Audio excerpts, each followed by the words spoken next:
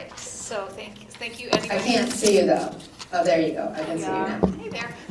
All right, great. Thank you, everybody, for your patience. We had to work out some technical difficulties. So I would like to call the meeting to order. Welcome, everybody, to the Easton School Committee meeting of Thursday, January 23rd, 2025. This meeting will be conducted in a hybrid format where attendance by committee members may be remote or in person, and remote attendance shall count for a quorum. This meeting will be broadcast live and recorded on ECAT. For tonight's meeting, we have committee member Jackie Wiseman participating remotely, and all other voting members are present in the Simmons Lecture Hall. This meeting is open to the public. Members of the public attending in person who wish to make comments will be invited to do so during the public comment period of tonight's meeting and will be required to state their name and address before beginning their comments. All right, so with that, we can move on to our first item on the agenda, which are personnel changes. Dr. Cabral? Thank you. We have 4 retirements this evening. I would like to start with Mrs. Chase.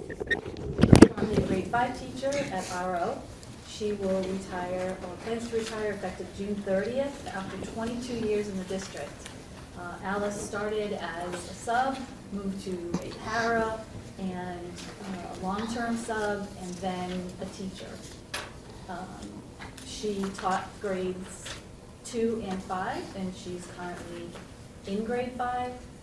It's just another example, which you're going to see a couple more times this evening, of professionals who work toward advancement within the district. It's something that has always been our priority, and when these professionals did it, we did not have the programs that we have in place for the pipelines, for the assisted funding for such things. So it's hard to go to school and work for it full time, as most people know, but doing it when none of those programs existed is especially industrious. And so we wish Alice really well in her retirement. Once again, I'm going to say this 4 times tonight because, as always, we have a tremendous amount of experience and professionalism going out the door for retirement, but I'm sure, Nancy, you will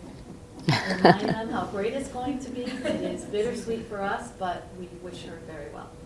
So go ahead and read her letter. Dear Dr. Cabral, I am writing to formally resign from my position as a grade 5 teacher at Richardson Olmsted, effective at the end of the school year on June 30th, 2025. This decision comes after careful consideration, as I have decided to retire after many fulfilling years in education. Throughout my career in public school teaching, I've had the privilege of working in various roles, starting as a substitute teacher, moving on to a paraprofessional position, and eventually stepping into a long-term substitute position in 1st grade. I then became a permanent teacher in 2nd grade for 3 years before transitioning to my current position in grade 5. Each of these experiences has enriched my life and allowed me to cultivate meaningful relationships with students and colleagues alike. As I prepare to embark on this new chapter of my life, I would like to express my heartfelt gratitude for the support and opportunities I have received during my tenure at Easton Public Schools. The collaborative spirit and dedication of our staff have made it a truly remarkable place to work, and I will carry fond memories of my time here.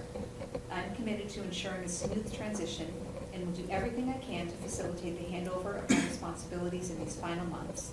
Please let me know how I can assist during this time. Thank you once again for your understanding and support. I look forward to staying in touch and wish you the best. And wish the best for you and the entire school community in the future. Sincerely, Alice Chase. Lovely letter. All right, school committee members, any comments? Yes. Go ahead, Nancy. So I really like Mrs. Chase. She's awesome. And I had her son, so we had that parent-teacher relationship back in the day. And it was fun. She's great. The kids love her. And I know at RO they're going to miss her. And she's going to love retirement. Yes. Any other comments from committee members? May I? Oh, I'm sorry. sorry. No, I just want to share that Alice was one of our pilot teachers for Wit and Wisdom. So right up until the end, she was willing to do anything that we had asked and willing to participate.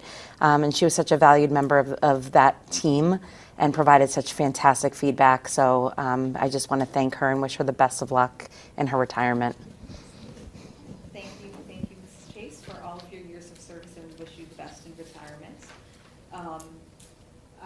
Would somebody like to make a motion to accept the retirement of Alice Chase from Brett? So moved. DeLuca. And can I get a second? Percio, second. Roll call vote? DeLuca, yes. Wiseman, yes. Star, yes. Loomis, yes. Percio, yes. And next, Dr. Cabral? Sure. Patricia Siegel, Patty. Patty is currently a 5th grade teacher. She will retire also in June after 18 years with the district. Patty started as a volunteer first. So there's another pipeline. We love to see parents who move into positions, who move into teaching careers. But again, moving from a volunteer to a long-term sub, to a para, to a teacher, and doing that work while working in those roles. Really tough to do, especially before all the programs. Patty was involved with some programming when I first got here. I was able to work with her in that regard. Just all 4 of these professionals are making a tremendous hold with some others that are retiring from Richardson Olmsted. We have probably our highest concentration of retirements this year in that school. So it's going to leave a gaping hole, but we wish Patty well. Also, it's certainly well-deserved. Again, Alice and Patty, 2 of the hardest working people I know. And it's going to be a tough transition, I'm sure, just to do something different, but really happy for both of them.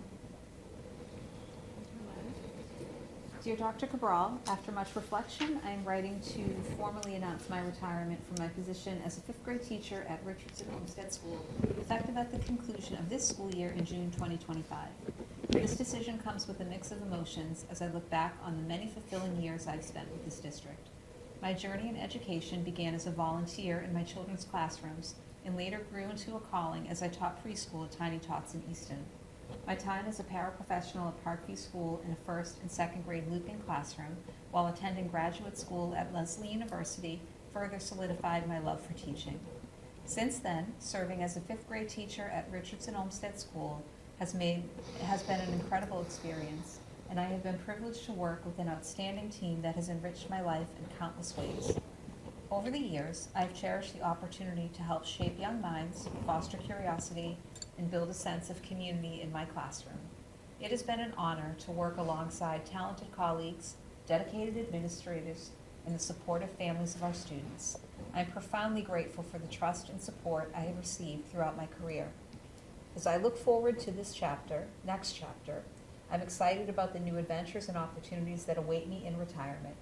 However, I will always hold the memories and lessons from my time in education close to my heart.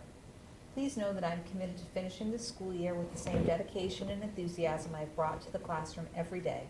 Thank you for your leadership and for providing a supportive environment where I could continuously grow as an educator. It has truly been a privilege to serve in this district. Sincerely, Patricia Siegel.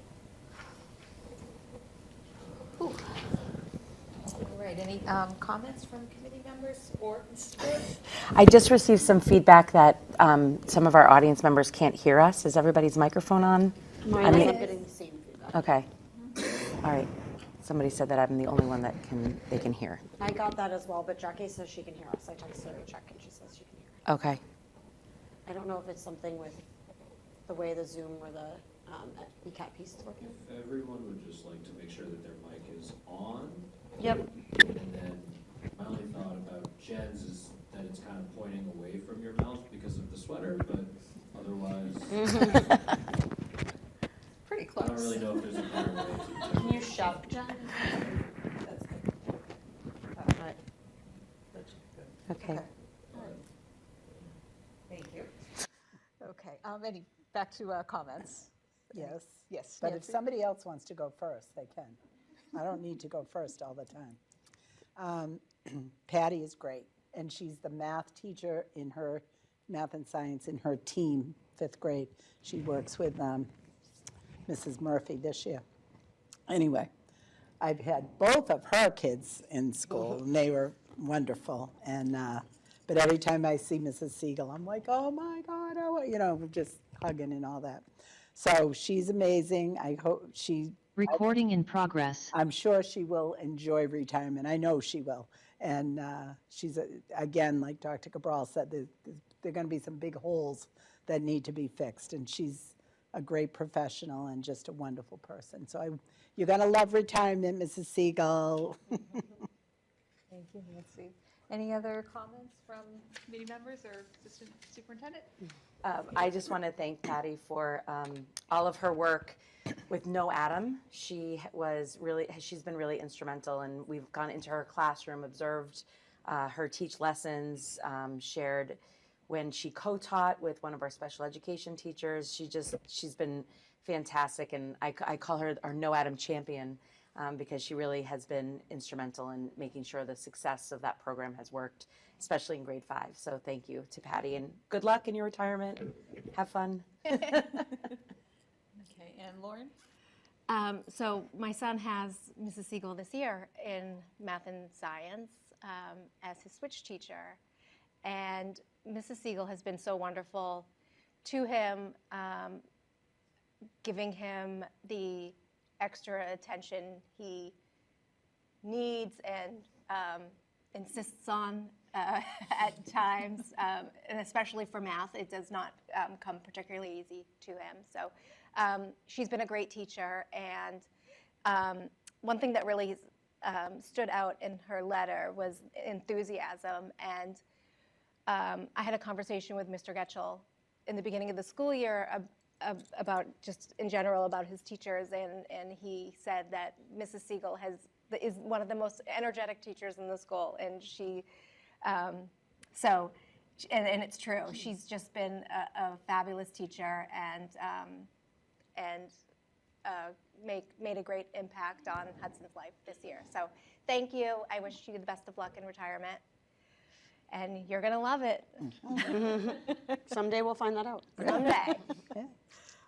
Great. So would somebody like to make a motion then to accept the retirement of Patricia Siegel with regret? So moved. DeLuca? Can I get a second? Percio, second. Roll call vote? DeLuca, yes. Wiseman, yes. Star, yes. Loomis, yes. Percio, yes. And another one, Dr. Cabral? Meg St. Martin, grade 4 teacher. I don't know this district without all of them. It's very bizarre that I'm saying this. Meg will also retire in June after 33 years in the district. Meg is everywhere. So she was sort of a go-to for technology before COVID, before everybody was really kind of thrust into it. Always had an affinity for that, was really helpful with that, but also working in the Summer C program, coordinating the Summer C program, serving as a curriculum leader, a mentor, providing professional development. She's everywhere. And as you were reading the last letter, as all of these professionals pledge to work until the very end, they don't even need to say that, because you would never walk into one of these classrooms and think that they're almost done, so to speak. Again, another very, very hardworking person. She taught grade 6 and is now teaching grade 4, and will be just another great loss to the district in a lot of ways. So, Meg, we wish you really wish you well. We have a lot of holes to fill just with that one person. Okay, I'll read your letter.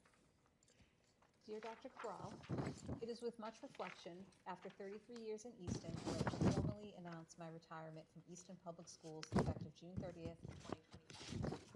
It is difficult to express what these past 3 decades have meant to me, but I can say with certainty that my years here have been among the most rewarding of my life. Teaching here in Easton has been an extraordinary privilege. I have taken great pride in my work.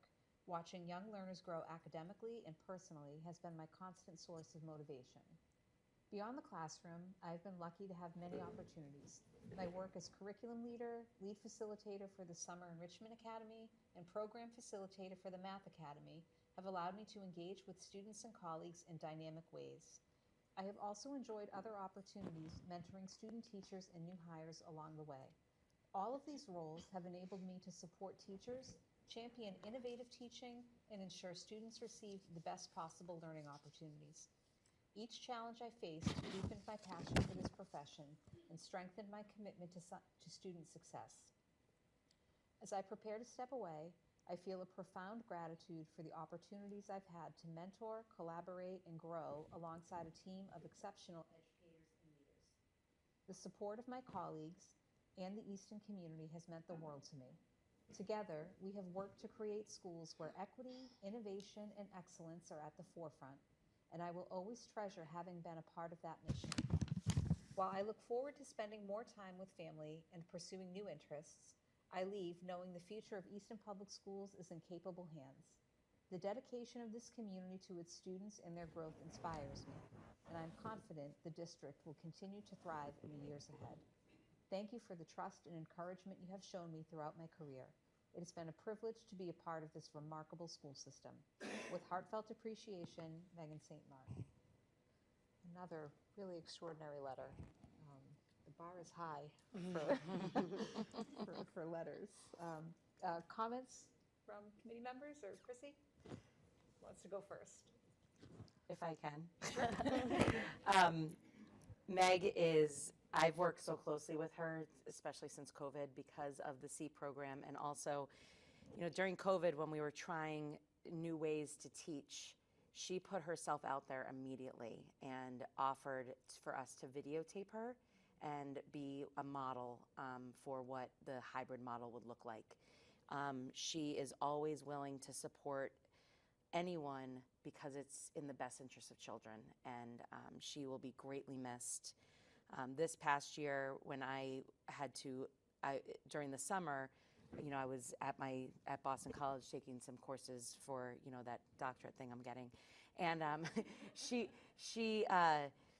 she was, you just know if you put the C program in her hands, it's a well-oiled machine, and you don't even have to worry about a thing. And knowing that you can leave somewhere and something is running smoothly is exactly what happened when Meg was in charge. So I will miss her dearly. I know that she is looking to continue to do something.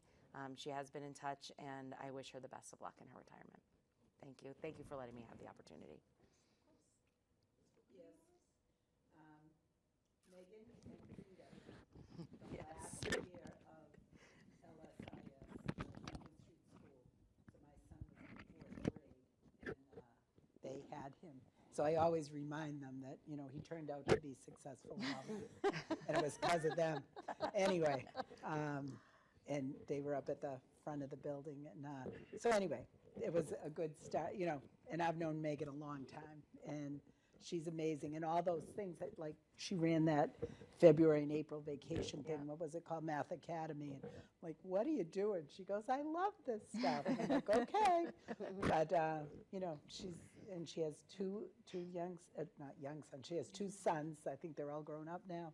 And she's going to love retirement. She will. She has a lot going on, a lot to do. And she's just a consummate professional, and she's great. And the school department is going to miss Megan. Yes. And she's going to love retirement. Any other comments from committee members? We have, Meg was teacher for 2 of my kids, so switch teacher for one and primary teacher for the other, and was a huge part of one of my kids getting the services that he needed to succeed in school. So she was a wonderful advocate for recognizing a need and then helping navigate and advocate for the supports that were needed. Truly one of those teachers who was a pivotal, life-changing teacher for one of my kids. So I will always be grateful for her advocacy and really going above and beyond to kind of dig deep and help problem solve. And the energy that she brought to her classroom was tremendous. And there was one year when I looked at the class roster and was like, oh, this teacher's got a handful because these kids are a lot, and it was a perfect match. So she was able to match the energy of these crazy kids. So, and I just remember her classroom just being a buzz with activity all the time and hands-on learning and developing science units before we really had a good curriculum in place. and just really leading the charge with, creating lessons and keeping the kids engaged. So just such a tremendous teacher. So we'll really miss her. And I personally will forever be grateful for the role she's had in my kids' lives. So thank you, Megan. So any other comments? All right. Would somebody like to make a motion to accept the retirement of Megan St. Martin with regret? So moved, Loomis. And can I get a second? Percio, second. Roll call vote? DeLuca, yes. Wiseman, yes. Star, yes? Loomis, yes. Percio, yes. Great. And Dr. Cabral, one more. One more, last but definitely not least, Mary Beth Harkins, special education teacher. Mary Beth started as a para and lunch playground aide. Again, I can't plug that enough. We really love when people who are here want to stay here. It's a really good testament to the district itself, but also to the hard work that people are willing to do to stay in the district. Mary Beth was able to get her teaching license and started working here as a teacher in special education at RO in 2010. So after 24 years total of working in the district, she will also be retiring in June. One of the teachers that, yes, very hardworking, but just a wonderful demeanor in working with children. And I can't say enough about all four of these people, and it's going to be wonderful to welcome new people in, but really difficult to get everybody on board again. However, there are a lot of veteran professionals still in the building that, just as these professionals did, really mentor those new folks, I won't say kids, new folks. And so it will be a transition period for sure, but really wish Mary Beth well. It's a lot of work. It's a lot of work, this job. And they've done it very professionally with grace, best interest of kids. We're so fortunate to have had them. Wish Mary Beth and all of them really, really well in their retirement. Go ahead and read her letter. Dear Dr. Cabral, I am writing to formally announce my retirement from my position as a learning specialist at the Richardson Olmsted School effective June 30th, 2025.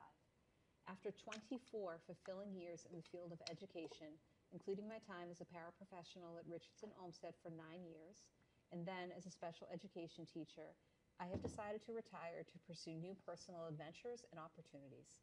I want to express my heartfelt gratitude for the support, encouragement, and numerous opportunities I have received over the years from colleagues, administration, and the entire Easton Public Schools community to grow both personally and professionally. The experiences I gained and the relationships I fostered during my tenure in this district have profoundly shaped my life. Throughout my time at the Richardson Olmsted School, I have been privileged to work alongside extraordinary students and educators. I have gained invaluable experiences, created lasting relationships, and witnessed the incredible growth of my students. I am incredibly proud of the work we have done together to support our students and their families. Thank you again for the support and encouragement I have received throughout my career. I will cherish the memories and experiences I have gathered during my times here. Please let me know if there are any further steps I need to take to ensure a smooth transition. I will do everything I can to wrap up my responsibilities effectively. Thank you for the wonderful years I have spent at the Richardson Olmsted School. I look forward to staying connected, and I wish you all continued success. Sincerely, Mary Beth Harkins. Another really beautiful letter. Any comments? Sure. I want to highlight what Dr. Cabral was talking about around opening her classroom up or opening up her space and hosting new teachers, anyone learning to be teachers. She was part of observations from outside. A few years ago, we had Stonehill come and observe, and she was a part of that, and just always willingness to be a platform for other people to learn. And I wish her the best of luck as well. We've got a lot going on at Richardson Olmsted, and it's a huge loss, but we wish them the best. Very happy for them. I just hope, I know who Mary Beth is, but I don't have a relationship with her. You didn't teach your kids? No.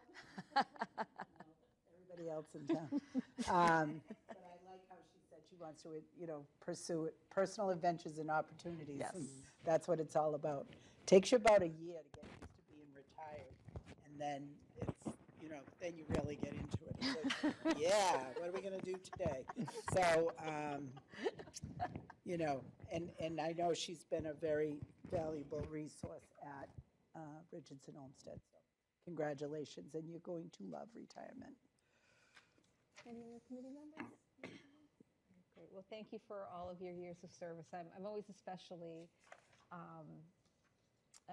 frankly, awed by the teachers who spend many, many years in special education, because it's a position that we know has a lot of turnover. It's especially challenging, incredibly rewarding, but especially challenging. So, to have somebody spend their career working with students that have the highest needs is to me just very, very special. So we wish you the best in retirement, and thank you so much for your years of service. So with that, would somebody like to make a motion to accept the retirement of Mary Beth Harkins with regret? So moved, DeLuca. And can I get a second? Versio, second.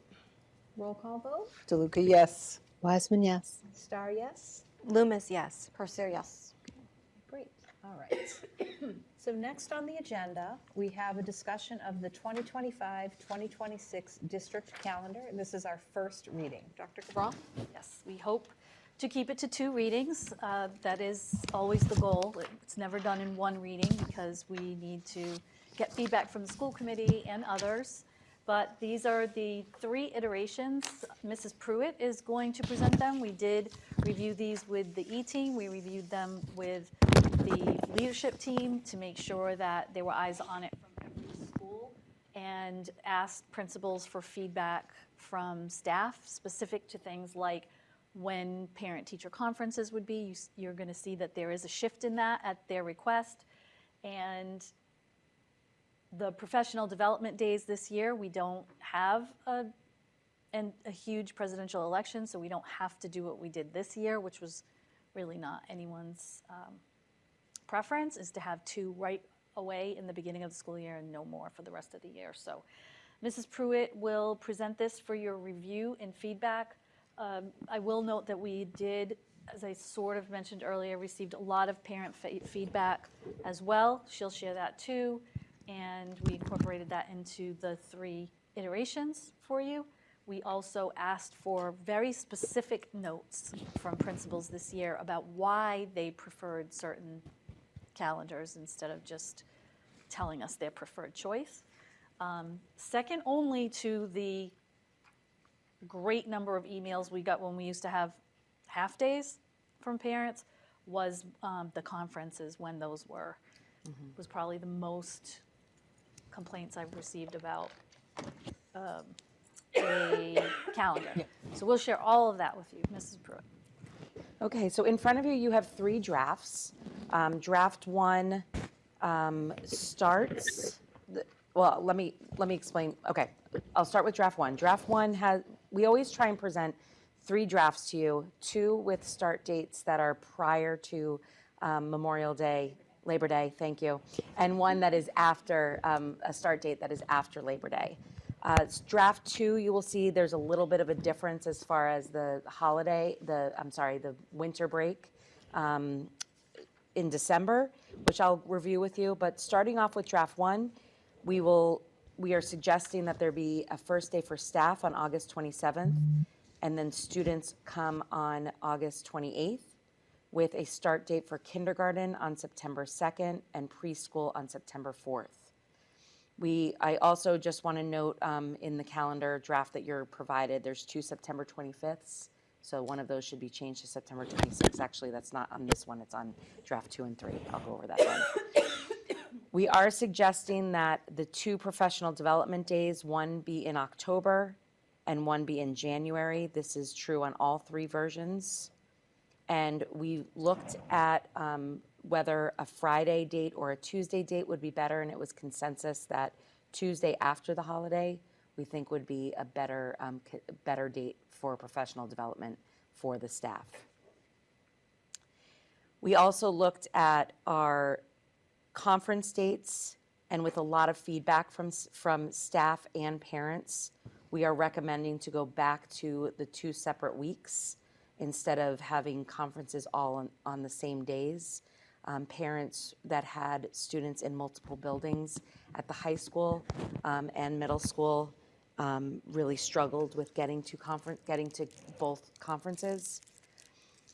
And also staff members also struggled with conferences for those staff members that lived in town. The other dates that are the same on all 3 are the March conference dates, March 12th and 13th, with an understanding that it is falling during Ramadan, but the window is so large as far as Ramadan, so we want to point that out to you, and that we are very mindful of that holiday, and we will be providing accommodations to families that need that. The end date on draft 1 comes to June 12th with 5 days of being, 5 potential snow days. 5 potential snow, June 6th, June 12th. June 12th with 5 potential snow days falling on June 22nd, and that is because of the Juneteenth holiday. Kindergarten and preschool's last day would be on June 8th in this version. I also want to point out that the December holiday or vacation, Christmas does fall on Thursday the 25th. So on draft 1, you'll see the half day would fall on the 23rd with a return back to school on January 5th. Okay? All right, draft 2. Draft 2, we have a start date, so the August 28th that is highlighted in purple should have no highlight. We would have the first day for staff be on Tuesday, the 26th. Students in grades 1 through 12 would return on the 27th. Kindergarten would start on September 3rd. And preschool on September 5th. The professional development days and conference days are the same. Here's the change. In draft 2, we are just presenting an idea of having, we did receive a lot of feedback this year that having time before the Christmas holiday was very favorable. So we did look at potentially having that week off as well as the following week with a half day on the 19th. So that would be 2 full weeks off during December and into January with a return on January 5th. That would make our final date with no snow days be June 15th, which is a Monday. Kindergarten's last day would be June 9th. With 5 snow days, that would bring us to June 23rd.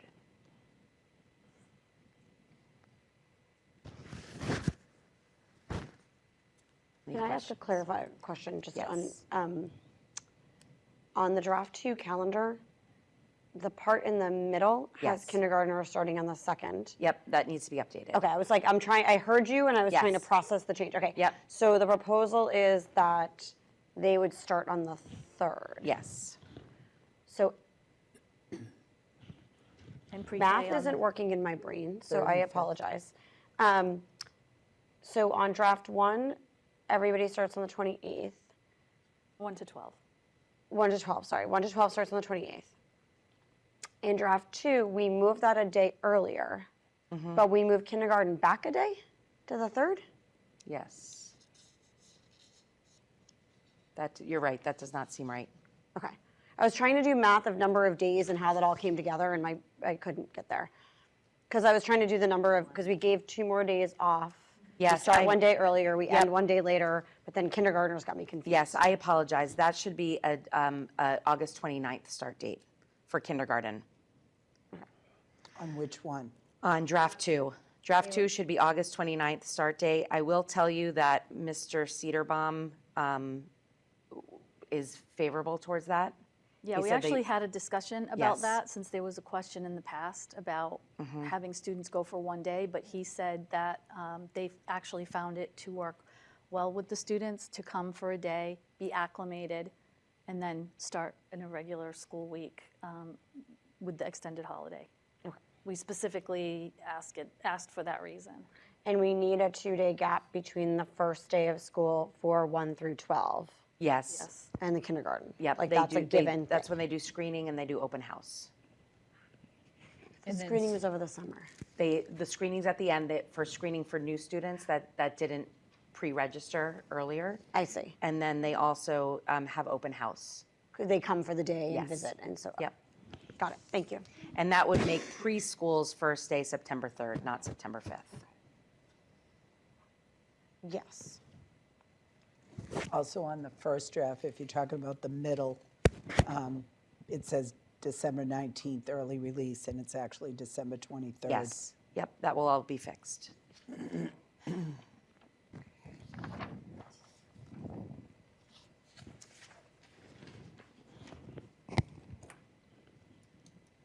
Anything on the third draft that you wanted to talk about? Okay, the third draft, we start after Labor Day with a September 2nd start date for staff, September 3rd for students. Kindergarten starts on the 5th, and preschool starts on the 9th. The professional development days are the same. Conference days are the 13th, 14th, and 20th, same as the first two drafts. And of November, thank you. And the December holiday would start on the 23rd. What is not highlighted on your draft is the March conference dates are there, okay. It's just the November conference dates that were not highlighted. This brings us to a last day of June 16th. June 10th for kindergarten and preschool, and then 5 snow days would bring us to June 24th.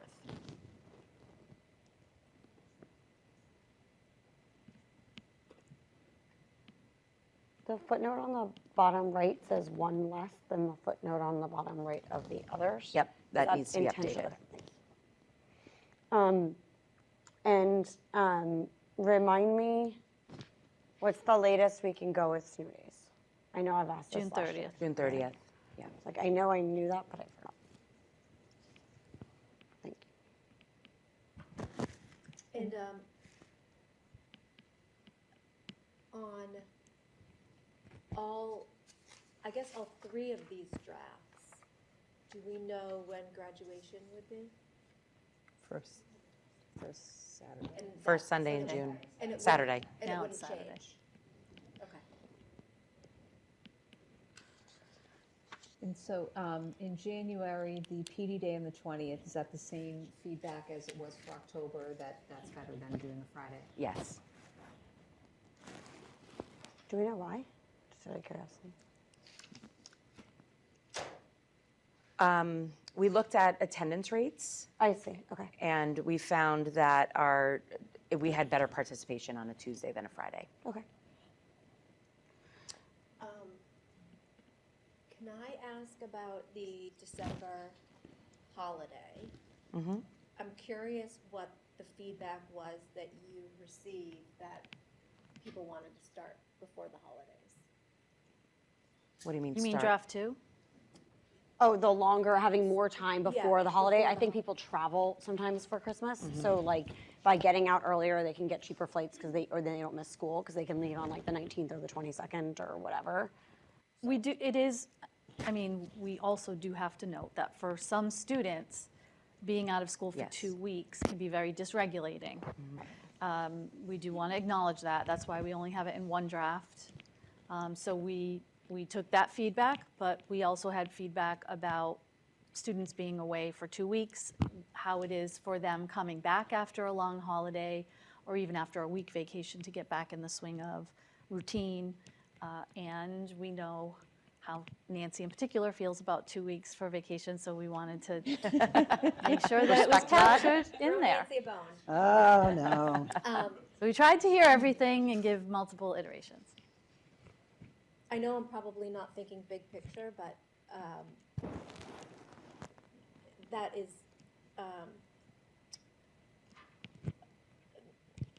odd to me because I don't feel like, there's many corporations that give Christmas to New Year's off, but that would be a lot of time that parents wouldn't necessarily have off, so there would be childcare issues.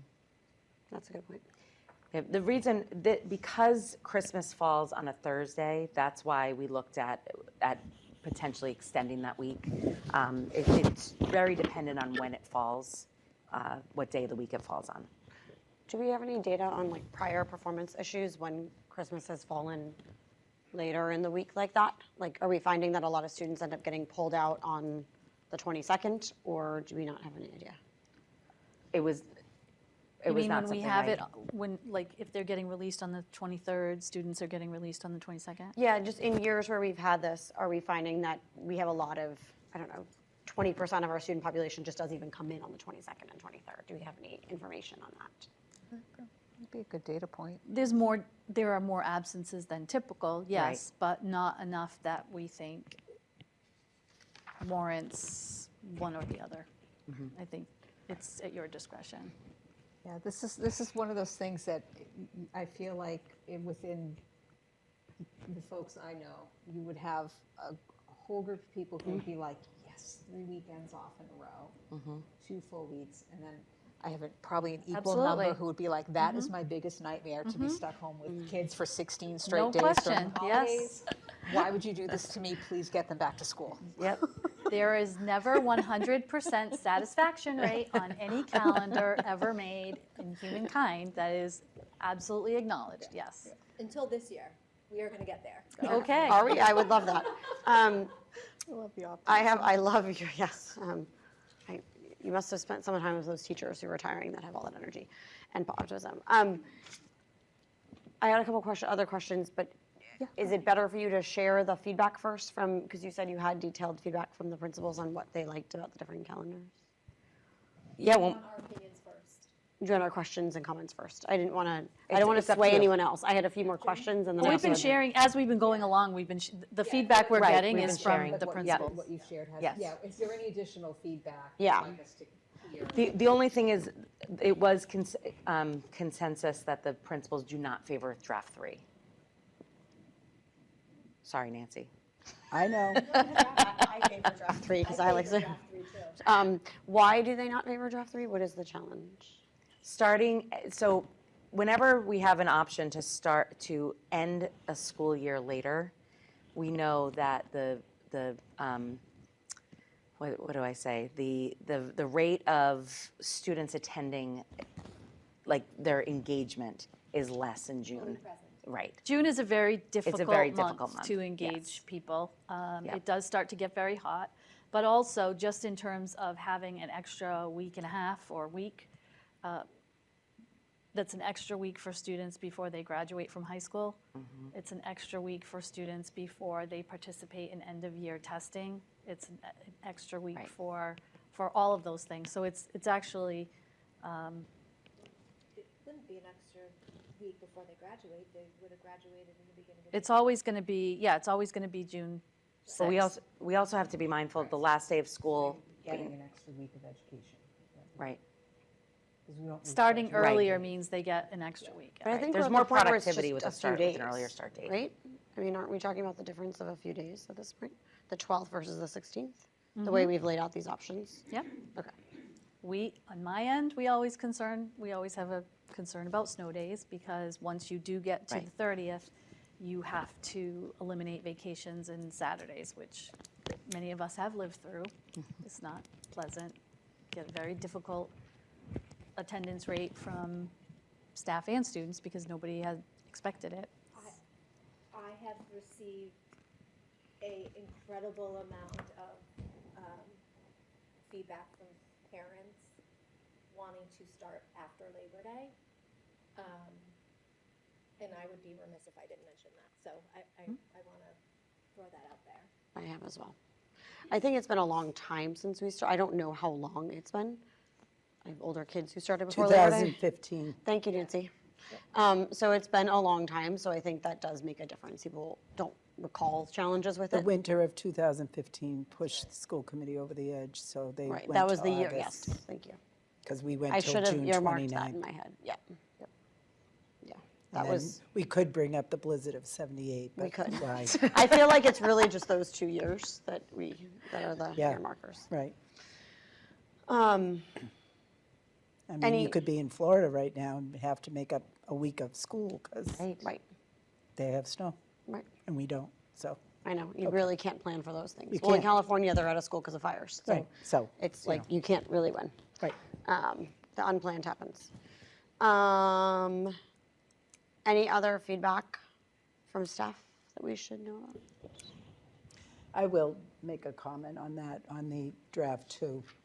So I am a big, like when the holiday fell on a Wednesday, I was a big I really wanted the whole 2 weeks off.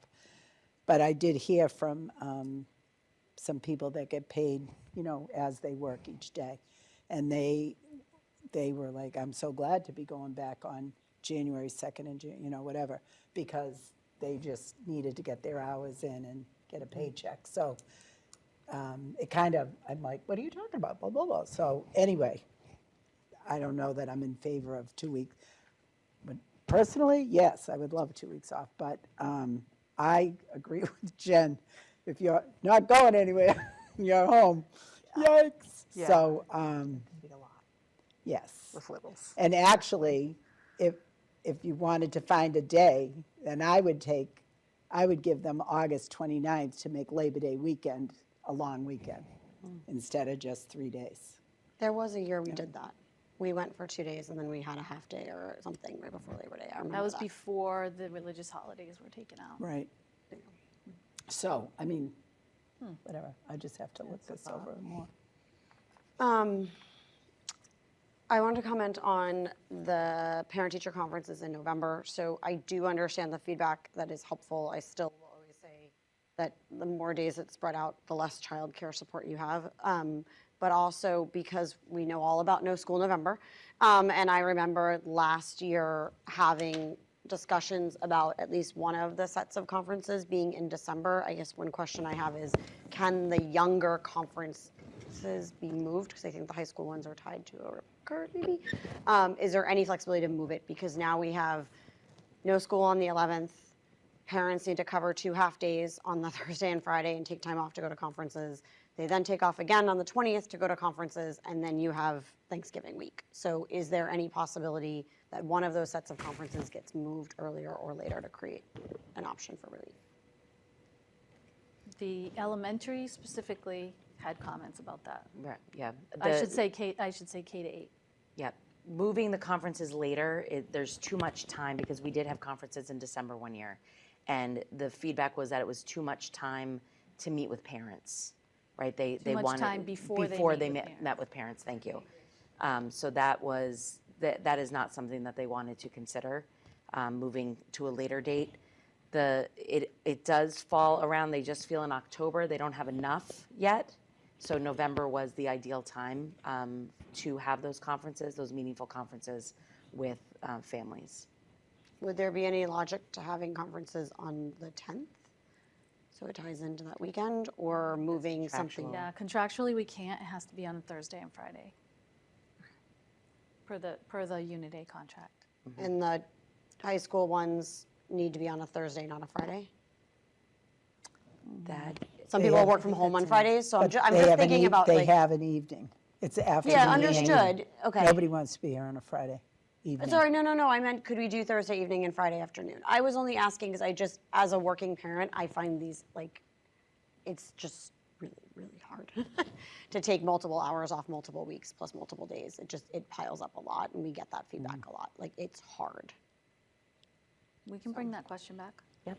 So what are you proposing? Well, I was just even wondering, some people work from home on Fridays with more flex work, so if we moved the afternoon part of the high school conferences from Thursday to Friday, at least then maybe people don't have to take the day out of their office. Like, this just, I mean, I understand the high school does offer video elements to some of them as well, so maybe that covers it. Just have to check the contract Right. because I believe it is intentional that it is in the evening of a day Yes. that they have conferences, because otherwise they would be teaching all day and then they would have conferences all night, Got it, okay. as opposed to being a half day. So I will have to check the contract on that. This is November 20th? Yeah. Is the week of the 10th productive for younger kids? Like they have school Monday, no school Tuesday, school Wednesday, and then half days Thursday, Friday, I know. This is what it is. The elementary principals seemed fine with it. All right. Any other They'd questions? rather have 1 week of interruption rather than 2 weeks of interruption. That's how they looked at it. Okay. Rather than do it like the 6th and 7th. Right, because then they would have 2 weeks that there would be 6th and 7th with half days, then the following week would have a day without. So it was, let's just get it over with in 1 week. As we're going through the reading, if there are parents who have like a struggle with that, it'd be good to understand, because I've heard feedback in the past that that's just really, really hard. I know I experienced it when it was made, but. Okay. Any other comments or feedback or questions? Question on the May 15th early release day. Have we ever considered putting that the following week so it goes into Memorial Day? I think okay, sorry. You laughed at me. I'm not laughing at you. So that also falls, smiling. our junior prom is around there. So having it, Isn't it the senior prom? senior prom. So having that. What is the last day for seniors? It's not this year. It's junior? Yeah, that's, okay. Junior prom is. It's mostly for the placements for elementary. Right. I just didn't know if it could back into the Memorial Day weekend. Like, that was my question. So if you moved it 1 week, it was the same going into Memorial Day weekend. If we're not giving people Labor Day weekend, like, just was We try to time it so that it's the same for placement as it is for junior prom. Right. So, because when we do conferences in November, that is really tough with our buses. That's why we try to make it only one time where that happens, because that means our tiers are off. When the 13th and 14th, K-8 has a half a day, but the high school's going regular schedule, and then the inverse is true of the next week, that's really tough. So we actually purposely put it together on the 15th to try to do that. We asked the principals, how far back can you go on placement? And then we try to schedule with the high school as well. Because we do a half day on junior prom? We do a half day on that 15th. It's also It's the professional whole development. district, Yeah. K to 12. So it's placement for K through 5 and then professional development 6 through 12. I think I'm being dense, sorry. No, that's okay. So then junior prom is set for the night of the 15th. So in order to have the buses on the same schedule and to give the juniors the half day while the teachers do PD, it has to be on that day. That's the preferred day that we were given, but we can take your question back to them. Okay. And when's senior prom? Why is that not an issue? We moved it to senior week, so junior prom's now in May, and then the week before graduation, Thursday. So they're not Got in it. school anymore. So they're not in school. Now I get you. Thank you. Many students get dismissed early when it's prom to get their hair done. Right. Things like that, We do so- not, we do not make it on the 15th because we want to encourage people to leave school for things like that. Right. It's just that no matter what we did, there were just so many dismissals that it was difficult to keep the engagement. So we kind of have relented and That makes sense. changed it. Yeah, and I think I would imagine if you coupled a PD day before a long weekend, you may have Even issues less. with participation, yeah, with folks calling out. Yep. Okay. Anything else? Jackie, any feedback? I know you've been listening quietly. All right. Well, much to think about. So we will- typically on the first reading, you eliminate at least one of the options. I don't know if you want to do that this evening or if you want all three to still be in play. I'm That's ready up to you. eliminate. Which one would you eliminate? I would eliminate 2. Do any other folks have feelings either way? I would eliminate 3, but I feel like I'm in the minority on that. You're probably just not in the majority. Um, I want to make sure we have all the points that they want us to revisit, so if you, I was doing it as we, and we'll read them back, Yeah. if we could read them back to you when you're finished. oh, As I look at again, one more refresher, by another year or two of these readings, I will figure this out. No worries. It is contractual that we have a half day before the winter break, correct? Yes, Okay. So even though we give that extra time, yeah, we would have to still do a half day on the 19th? yes, or on the 22nd. Right, but I see what you're saying, like if we amended to be, Right. we would have to do a half day, okay. I support Lauren's suggestion of eliminating 2, largely because of the feedback that you provided, Nancy. I do think I'm the opposite. Like, I love having my kids home before the holiday. It just gives us more time for all the things.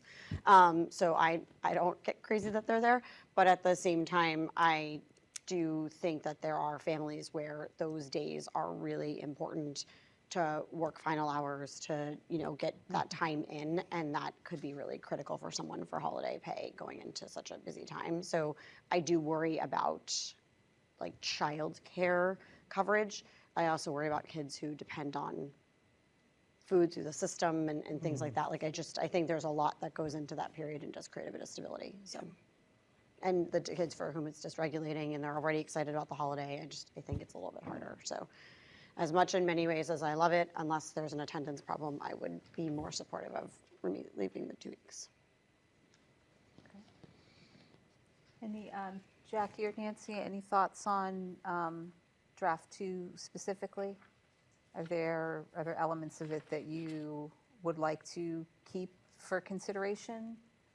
No, I agree with what Lauren and Kelly said. I'm not in favor of that really long break. Okay. Just as a personal experience, knowing what I went through to get my child back to school, it was just, torture. It's really hard. It's really hard.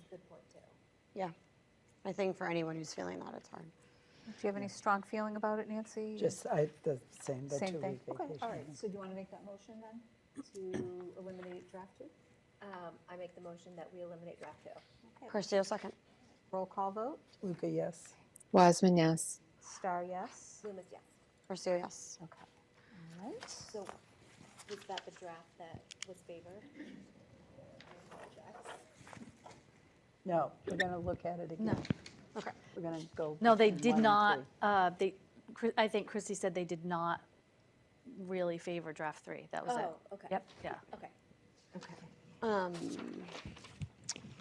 Any other feedback, or do we want to run through the list of what you're going to check on? okay, so we're going to, as far as the draft 1, the calendar itself, The 20th, potentially being a half day, and then, or the evening on the 20th, and then the half day on the 21st. yes, the evening on the 20th and the Friday afternoon, we're going to check the contract and then also speak to high school about that, if the contract permits. We also, sorry, I'm just going down here. The March dates in the middle are fine. And then, I think that was fine for draft 1, right? Just that one? Do we have the same busing issue in November? We do have that busing issue in November, yes. Yeah, okay. It's considerable. And then draft 3, the question the correction was the March 13th and 14th in the middle section. Actually, it should say 12th and 13th. Oh, in the middle, Yep, excuse me. in the middle. Okay. Also, again, checking on that conference date, highlight the conference dates as well in November. And then also you noted that the footnote at the end, the 182, is that what you noted? Is different, yeah. And that's a formula, so I'm not sure why that did that, but I will double check on that as well. And do you want us to double check on the November date for conferences? Yeah, I mean, I think it's just a 13th. relevant question in general of, is there an option? move. What are our options to move around? I worry, I get that for the school, that week is like just everything be disrupted and move on, but for working parents, that week is everything be disrupted.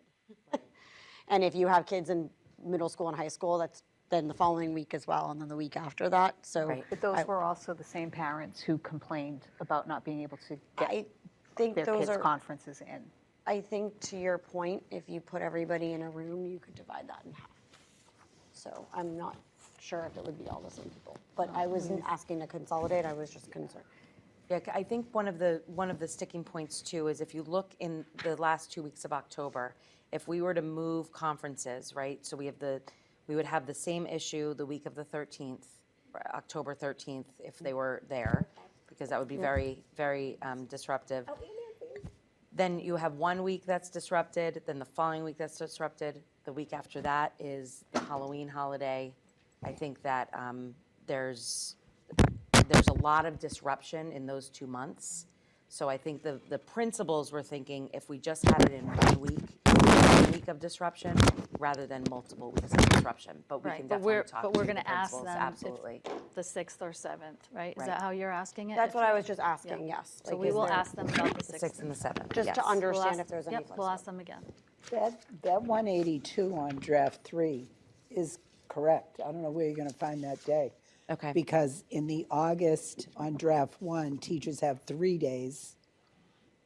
But then the draft 3 matches up. Oh, no, they have 1 extra day in September, but in draft 1, they have equal numbers in September. Yeah, I'll take a look at that because I did count it all and Yeah. No, I found this curious. last year too with one Yeah. of the formula things. It's Yeah. just something in the formula Yeah. that's all. Okay. That is incorrect. Okay. Sorry, there was something else we had talked about and I just lost it for a second. May 15th? Yeah, I mean, I Oh think yeah, it did is, you want us to look at May 15th? I mean, for- it sounds like it is what it is, so that's fine. That did trigger it though. The busing issue, is that costly or is it a logistical challenge and that's confusing, or does it cost the district money to have it? It's a logistical challenge. Okay. Having different schedules for different schools. When they're all half-day, it's just, they're doing the same thing, just earlier. When some schools are half-day or one school is half-day, we use all the same buses. So getting back, it creates an extra run in the middle of the day, so getting back is a logistical. We try to limit it as much as we possibly can. Okay, all right, anything else?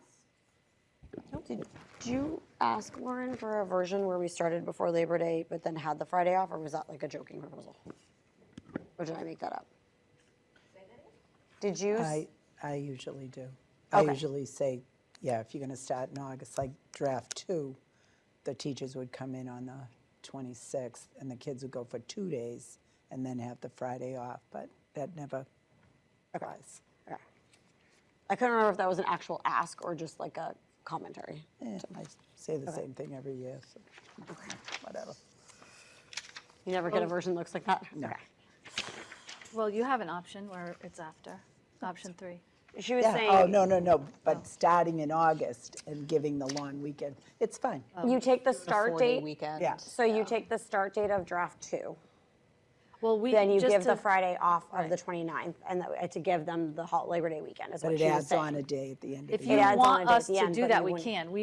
We were in prior iterations or prior years, we were instructed by the school committee not to do that. So we're just going by that. If you want to change that, that's fine. We can do whatever, it's your schedule. But that's the only reason we didn't. Okay, thank you. That's very good context. Sure. I did not have that. Lauren, do you feel like that eliminates some of the feedback you had gotten? Like, would you want to look at a version where they started on the date of draft 2, had the winter break of drafts 1 and 3, but took the Friday, that sounds ultra confusing, even as I said it out loud, but take the Friday off before Labor Day so people still get their Labor Day? Is the issue starting before Labor Day, or is the issue having Labor Day weekend, do you think, for parents? the minute that school starts. It's over. Okay, that's what I wanted to understand. Okay. So it's not an issue of having Labor Day weekend and being able to enjoy Labor Day weekend. So the start date is the matter. What do you think, Nancy? Yeah, I agree. Okay.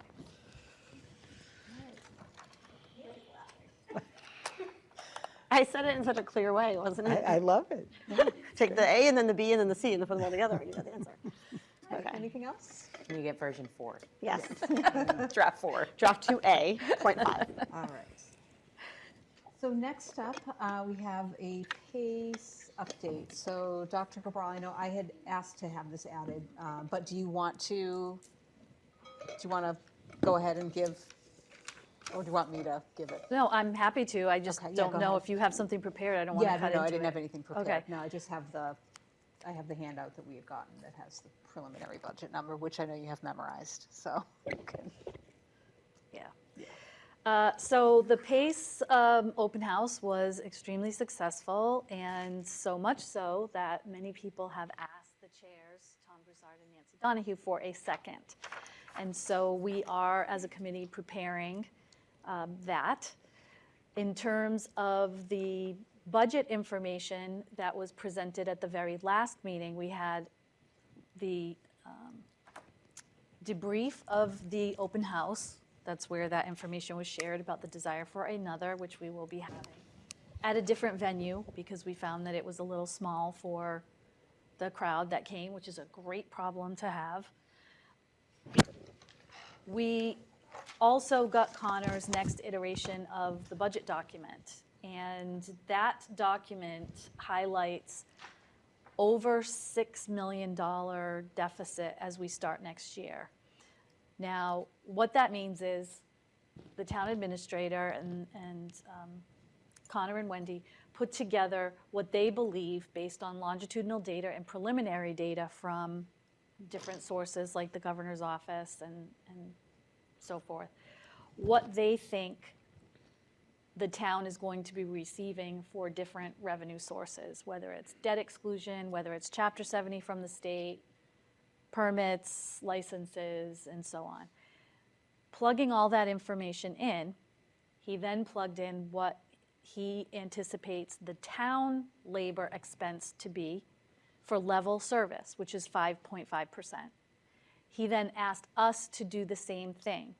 Now, without knowing what the negotiations are for our three largest units, which are being negotiated this year for being added to the budget for next year, the district, with the increase in all 6 labor contracts right now, steps and lanes, the out-of-district increases, the transportation increases, the day school out of districts, which we just received just one school today, we found out is going to be a 6% increase.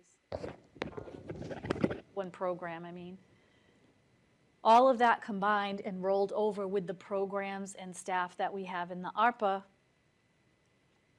grants, which people ask, well, why didn't you wean that off already? Well, because the ARPA grants were constructed with the theory that within 18 months to 24 months, all students would be back on track and everything would be normal in the world.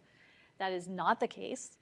We still have children who have very significant needs, and we're finding that they're different needs, depending on whether they missed kindergarten and grade 1. There's a lot of socialization issues. If they missed grades 2 and 3, a lot of issues with reading. It just depends when that iteration is. So it's kind of a different need for each cohort. And so the interventionists, the SEA program you heard about earlier tonight, a lot of those things are still very much needed. And so maintaining them, whenever anybody's hired in a grant or a program's in a grant, if the grant is cut, it's not an automatic deletion. If we determine that those are in such need that they have to be kept, then we have to determine what in the operating budget is cut for that to go in. So Connor asked for level service. So what we did was roll over all the contractual increases, whether it's labor or our vendors. We had to increase what our utilities was going to be because we've been working really hard trying to get solar arrays on Blanche Ames, but that has been a national grid issue. We've been backed up into a different program than we started with. So we're not going to realize any kind of a savings from that in the next year. So with all those different factors and what's in the ARPA grant at this point, it came out to an 8.2% increase. With the 5.5 of the town, the 8.2 from the schools, and all of the revenue that the town anticipates, that results in a bottom line of over $6 million that frankly just needs to be cut somewhere. Now, if you think about the fact that, I mean, you can just do napkin math on this. If the town needs to reduce 5.5 to, say, 3%, which is, I think, what we got last year, on a $21 million budget, and the school department has to decrease 5.2 on a $51 million budget, we bear the lion's share of the cuts of the $6 million. So we talked about, and we've already talked about it with the leadership team, and we're talking about it with as many people as possible. What we said was going to be the biggest shortfall we've ever had is now on paper. We anticipate right now, with the calculations that we've been given by the town, it's going to easily be over a $4 million cut just to the school department. Almost, or well over more than 80% of our budget is labor. So can we say what positions, what programs, what things are going to be eliminated? No, because we just got the figure. What we do at this point is take a look at the structure we've used for over a decade. What's strategic, what's proactive, what's reactive. We are, without a doubt, going to be in regression. That is already a definite. We are in regressive budget. Only one other time have we been in a regressive budget since I've been here. This one is going to make the last time pale in the number of eliminations we're going to have to do. And again, that is before we finish any labor contracts. So anything that gets added to the budget right now is tied exactly to how much we have to cut from the budget for next year. Now, we have gone through exercises that I've talked about every single year of cutting things from the big bucket items, creating programs for students so they're not outplaced, to the smallest items, reducing supply lines and trying to centralize printers. We've literally gone so lean at this point that there are no more supplies that can be cut. There are no more programs that can be cut. We were fortunate to get our most recent curriculum from grants. Everything else has been cut. So to find $4 million is going to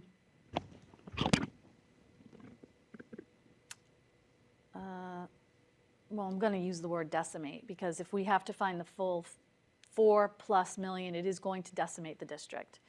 Now, I've heard people say, well, they say that every year. No, I've never said that, and you can go back to every recorded meeting since I've been here. I said it was coming. It was coming. And I may have said right before COVID, next year is going to be the year, because it was going to be. But COVID, counterintuitively, bought us some time because of all the federal stimulus funds and all the things that were closed, so we didn't spend money on it. Now that's done. And so since COVID, Connor and I have been saying every year, it is coming, it is coming, it is coming, to the point of being misquoted by saying that the conversation about $100,000 was a drop in the bucket. The context of that conversation was, I was trying to help direct people to this huge problem That is over $4 million now. $100,000 is not fixing that problem. $1 million is not fixing that problem. All of it is important money, but I've endeavored with the school committee, with the finance committee, I've said this to every single year, to the leadership team, to everybody that this was coming. And I said last year in my budget presentation, it will be here when we're planning for the next budget. And that has all borne out, sadly, to be true. There is no money to be found. $4 million, there is not extra anywhere. That will all come from cuts.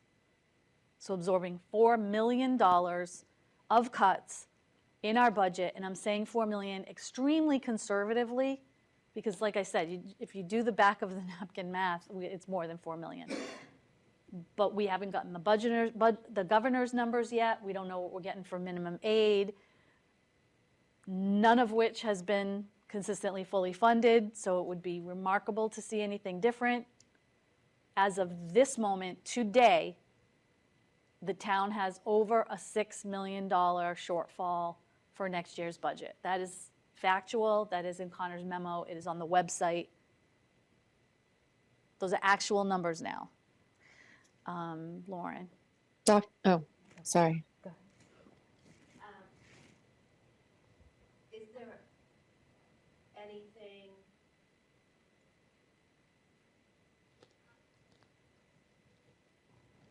Thank you. Is there anything that the town can do to fix this by next budget? No. Or, so we will definitely have cuts.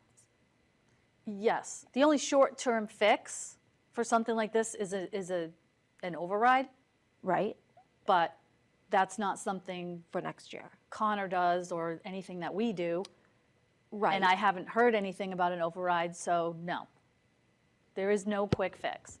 And PACE has been working on what are longer-term fixes, but nothing that will be here for next September. And all of this information has been talked about in every PACE meeting. All of the information is on the PACE website. All of this was talked about at the open house. And just to give you a little historical context, usually when we start the budget process, there always is a gap, but it's usually $1 million, $1.5 million. It's never, for as long as I've been here, it's never been like this. As long as I've been here, it's never been this. It is, I think one time we got close to 2 million. And I think that is the year that we had to eliminate positions to close that gap. So just to give some context of some of the areas that are going up that are just extraordinary over which we don't have control. The estimate, now the state, so we participate in a state level GIC for employee benefits. Insurance, yep. And I guess that rate will get set, sort of in stone soon, but there's predictability there in projections. And so we're looking at, in that line item alone, a $2 million increase year over year. So I think the GIC has predicted 8 to 12%, and I think Connor put in a placeholder for 10%. Yeah. So it could get worse. Yeah, could get worse. If they come in at 11 or 12, it will be worse. But yeah. That number is for the schools alone or for the entire? The whole, no, all of the whole town is on the GIC, which is a group of plans. So that 2 million increase is spread between us and the rest of the town? Yeah. That does not come out of our budget, but we're all in the same budget, so Right, it so comes out of out that of the $6 shortfall. million Yeah. hole. 2 million of it is coming from that? Yeah. Okay. Yeah. Thank you. Yep. Yeah, I mean, overall, the projected expenses are actually going up by 10 million total, but the revenue is also, there have been increases on the revenue side, so there's been some some good growth in like new growth was a good year. But And these are all obviously not- outlined in separate lines on Connor's memo. Yeah, but obviously like not enough to offset $10 million of increased costs. And, you know, I've gotten questions like, well, why hasn't this happened anywhere else? Read the news. It has happened almost everywhere else. I will say we have done a lot of things that have been really uncomfortable for people. People don't understand, like, why can't I have my printer? What's the big deal? I want everybody to have a printer. I want everybody. But we've literally been trying to carve the smallest amounts of money to make different things in different positions and different programs work. So all you have to do is look at any other district in the Commonwealth, and they are either struggling or they've already been through it. A lot of them have gone for overrides and they passed. A lot of them have gone for overrides and they haven't passed. And I have colleagues who have had to reduce. I don't think anybody's had to reduce under a dozen positions. It's been like 29, 40, over 100 in districts. It is very common. We have been able to get an extra couple of years out of it because we leveraged all of our grants. We leveraged all of our revolving accounts. We took padding. Any kind of financial representative is going to have a contingency. You build a school, you have 20% contingency. Every firm does that. You have to, because if something comes up, you can't get more money. We had started, I've been here 12 years, about 10 years ago, we started carving out all of that to try to get us to this point. And it's all gone, to the point that somebody on PACE asked me, well, what if you have a student who very conceivably could move into the district and have a $250,000 a year placement? There is no contingency for that. There's none. The only thing we have right now is several years ago, when it was first allowed, because it never was a thing, to have a revolving account, which means it doesn't end June 30th for tuition or special education. Several years ago, the legislature enacted the ability to do that in towns. We did create that in town and slowly tried to put money into it. There is $275,000 in that. We have not been able to put any money into that for the last, probably the first 2 years we put in money, and we haven't been able to put in money since. So it was hoped that that would kind of grow over time to be a contingency. That could be a one-year tuition for a student that could be with us for 15 years. So that's probably the only thing I would consider a quote-unquote buffer at this point, and it is clearly very, very tenuous. One more thing to add is that the town's reserves, so we have a stabilization fund, which is the rainy day fund that was tapped into last year, stands at $7 million. There is no scenario, my understanding and my recollection of the PACE meeting was Connor said, under which they would take $6.3 million out of that fund. Well, and just to be clear, it's not possible to do that. Yeah. Because just like a home, you have to have some collateral when you borrow money to do a project, to get a mortgage, to do anything. The town does not have enough money to maintain all of the roads, to build and fix buildings, and so they constantly are going out for, they're constantly going out for borrowing on that. If they were to spend that, then our Moody's rating would go down, and the taxpayers would pay so much more, millions more in projects, because the rating would go down. It would be robbing Peter to pay Paul, and then Adam shows up and wants money too. It's actually worse than taking money and putting it someplace. It actually makes you pay more in the long run.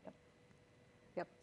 And that's only a one-year fix anyway. Yep. It took many years to build it up to $7 million. So even if it were used to get us through a year, then that's gone.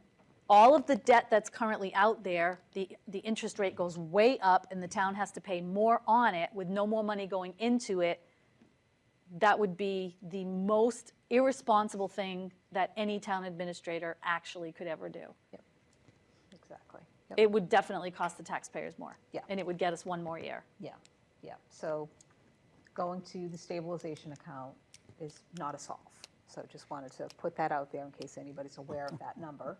That is not the solution to this problem. So.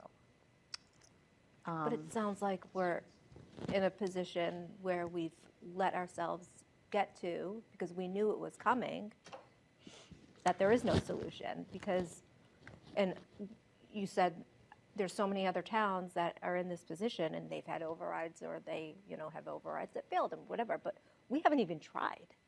And not saying that our taxpayers would support one or not, but why haven't we tried? And it's not directed towards you, but. Well, legally, I can't. I'm not so saying, it no, doesn't matter. I'm not taking it personally. Why are I we in can't this do that. position? Connor cannot do that. That is not a thing that we can do. That's not an option for us. Yeah, so seeing this on the horizon was why PACE was formed.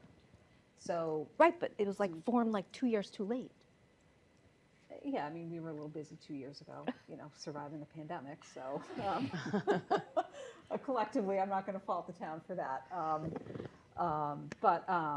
So as Dr. Cabral mentioned, PACE is looking at long-term solutions, and so, we've been meeting to understand, come to a consensus that there is a problem. We have a consensus that there is a problem. We have gone around the room to literally everybody in that room saying, yes, I agree. And, throughout, before we had this number, what we thought the size of the problem was, and we were estimating. It was very close to this. 4 to 5 million. And then, this I think was very, a very sobering reality check. That the higher end of that, some folks have thrown out estimates that were higher, that maybe that's more realistic. And so in terms of timing, we are, PACE is making a recommendation to the select board in March for basically how to solve the long-term issue. And again, as Tom has said, right, the math is simple, the solution isn't. It's Tom Broussard, the chair of PACE, co-chair. So, you either increase revenue or you cut expenses, or a combination of the two. So it's about formulating all that, but it's, as you know from what the town went through in 2016, a lot of people spent a lot of time and energy pushing for an override that was shot down by a 2-to-1 margin. So the groundwork, the understanding, the pre-work needed to, if that is proposed as a solution, to get the support for that to ultimately be successful, it takes a lot of education and buy-in in understanding taxpayers' needs and their vision and their goals, and making sure that that effort is going to be aligned with the majority.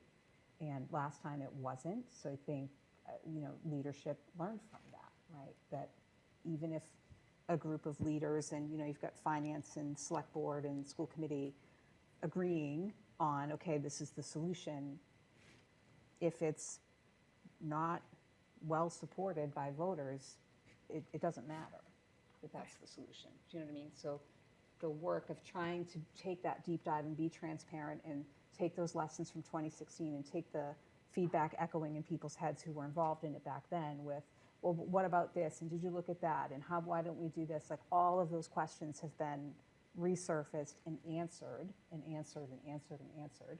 It's out on the website. It's in these meetings that we're having in the open houses, and hopefully, again, as we come up with solutions, there are folks on the committee who are very concerned about the ability for taxpayers to absorb another, an operating override in addition to the 2 debt exclusion overrides that voters have been very generous with. And that's real, right? So the same forces that are breaking our budget are breaking household budgets too.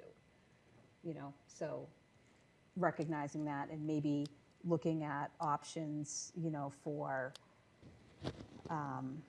tax relief thresholds, or building covenants into an override that says, okay, if this passes, we won't come back to you for another override for X number of years, or, so there are some strategies that have been successful with other towns, but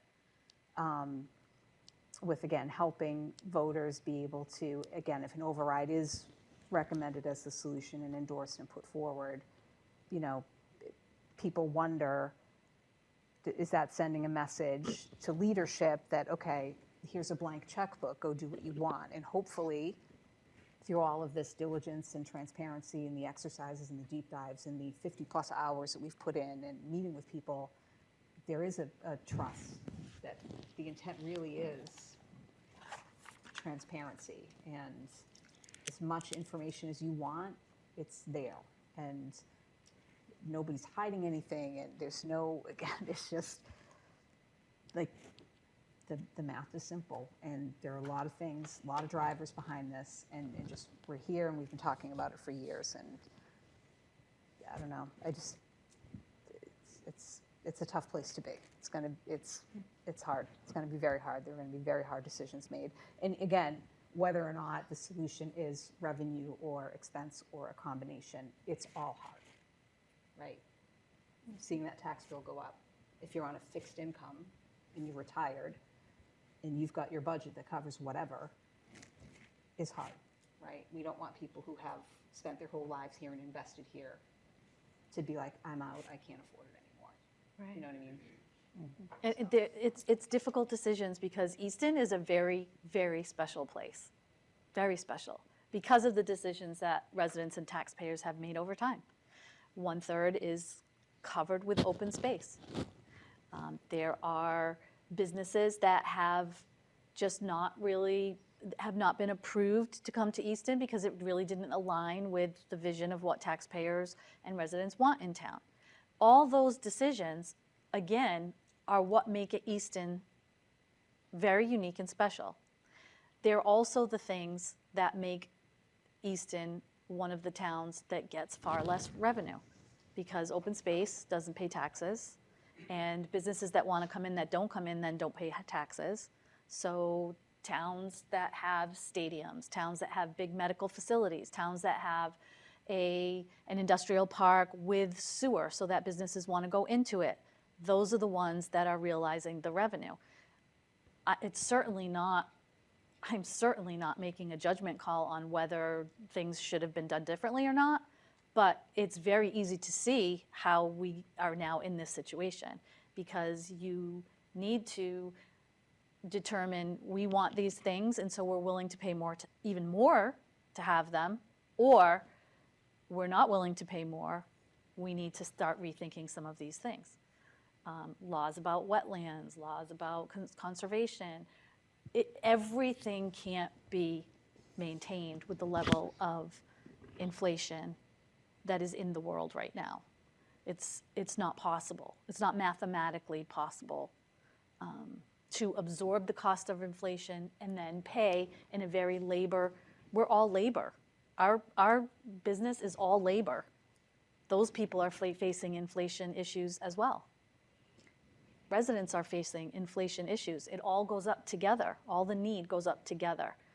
Very difficult decisions are going to need to be made, and we are here for the taxpayers to inform us, do they want to increase their revenue by making different decisions long-term, increase the revenue by an override, or decrease the services?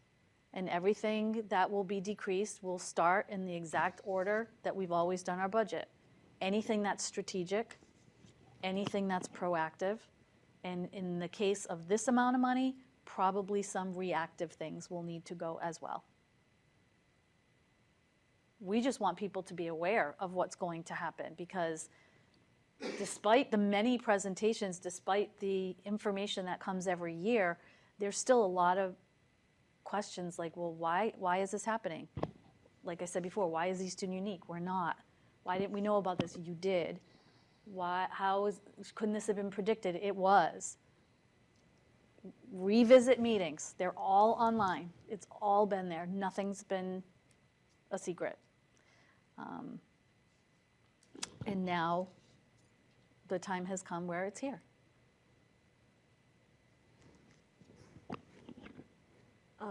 Two questions on my end. One is the memo. So for anyone who's watching or watches on replay, Connor's memo was posted on the PACE website, is that right?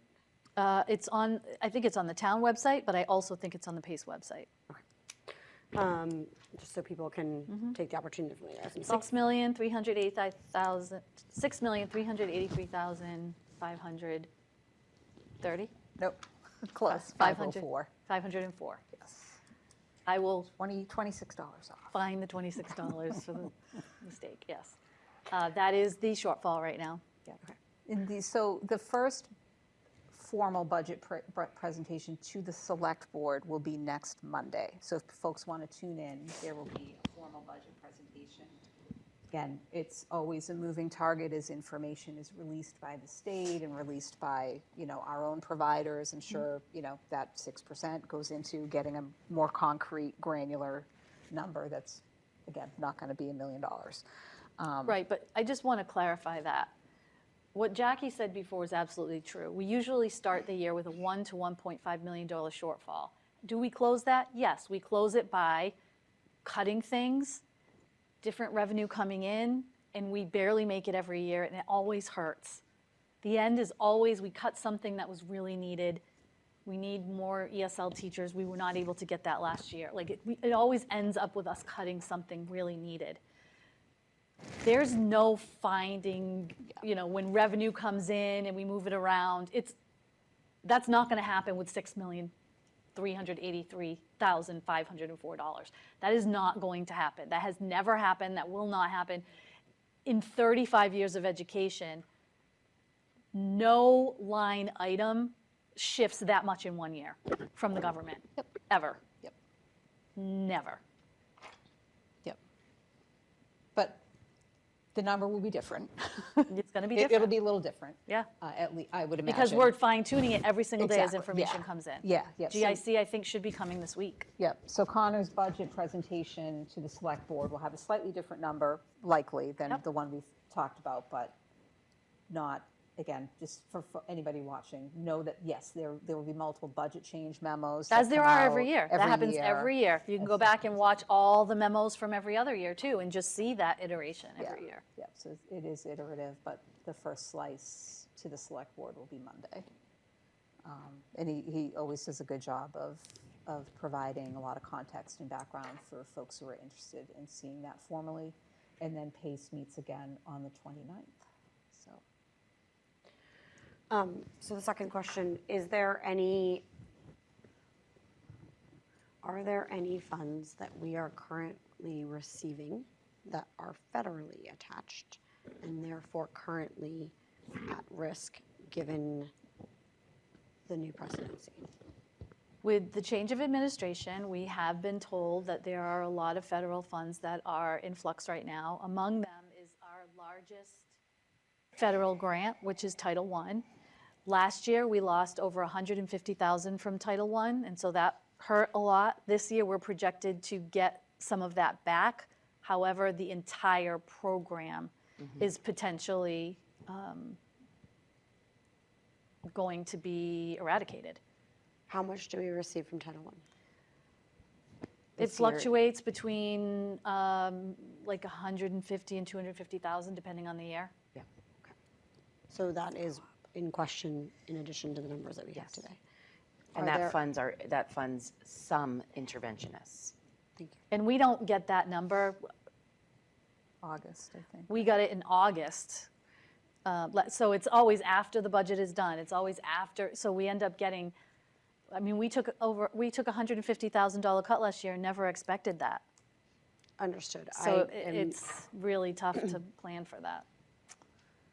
If the whole thing goes away, yeah, it's just gonna add to the over $4 million that we're already working on. That's what I am trying to ask and understand is, in addition to the $4 million, how much of our budget is reliant on federal government, which is indicating that they may make some significant educational related cuts. So it sounds like up to $250K, but I don't know how much more there is, but I think that's another thing for individuals to. Yeah, that's our biggest one. I would say it's probably not more than maybe 400,000 total, which is a lot to add. If we had to cut 400,000 in a year, I'd be very concerned. So 4 million plus and 400,000? I think it's important for people to understand that that is very much all in question right now, and something that I am paying attention to as we get more information. We're paying very close attention. Our Title I funding this year is 138,482. Okay. So it was around 280 the year Right. before. Thank you. All right, any other questions? Okay, all right. Thank you, Dr. Cabral. Sure. Okay, next up, negotiations update. So the school committee negotiation subcommittee met with the Easton Educators Association last week. I'm just trying to check the date of that. Jackie, what day was when did we meet? January 16th. January 16th. So we had our first negotiation session on successor agreements for Unit A, which covers most of our teachers, guidance counselors, nurses, et cetera, and the paraprofessional unit. So as with, so this is a successor agreement. The current contract expires at the end of the 2025 school year. So this is the from 2025 to 2028.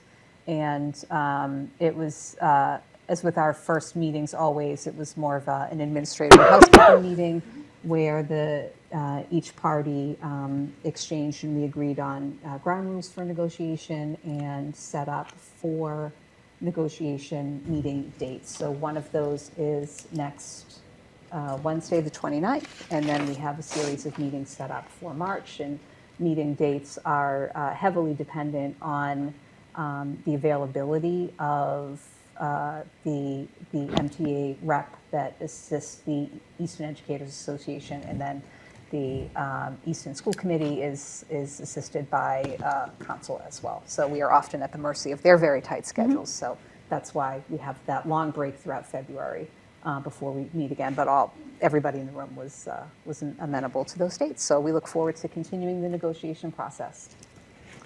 Anything, Jackie or Dr. Cabral, anything you want to add to that? No? Okay. Right.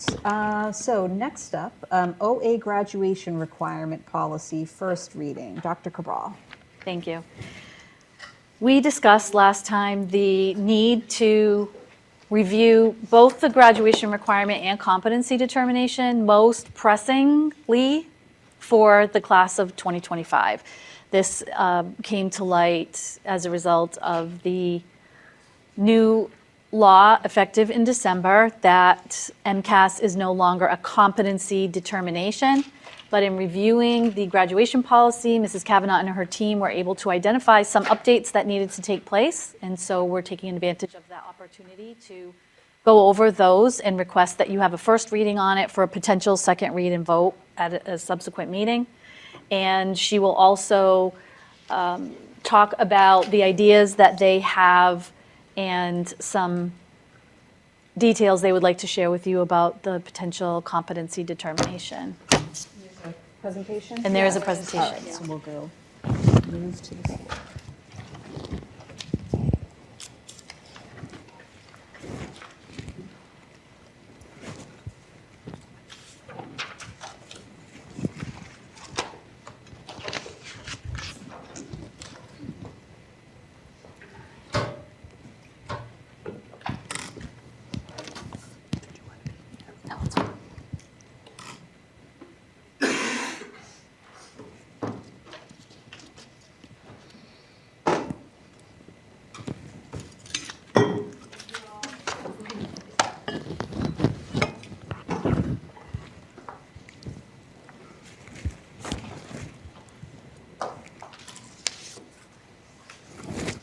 Okay, so I'm going to take some time today to share information, like I mentioned, like Dr. Cabral just mentioned, on competency determination, MCAS, the impact of the ballot 2 question that was passed in Massachusetts, and open it up for your discussion, both on our graduation requirement policy, as well as competency determination specifically for the class of 2025. So to start, it's kind of fuzzy. It's about, it's a focus thing. So what is the new law? Well, let's see. No, it's all right. I wonder if it's a focus issue with the projector.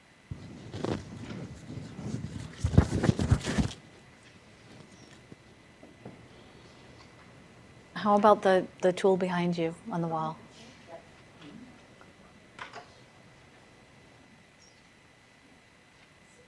Oh.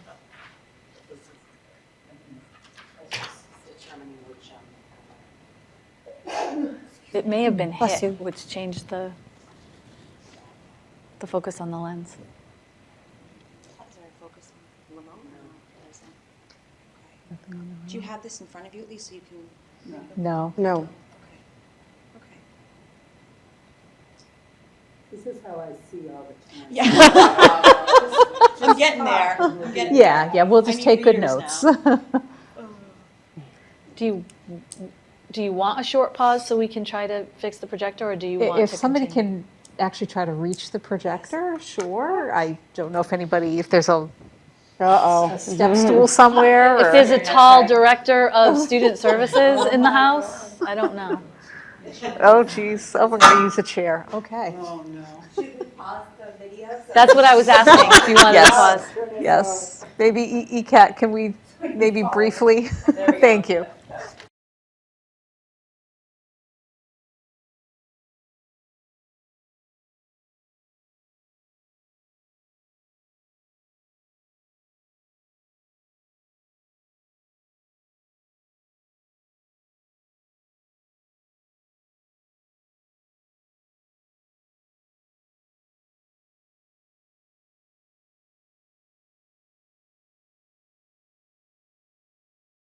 ECAT. We're back. Thank you.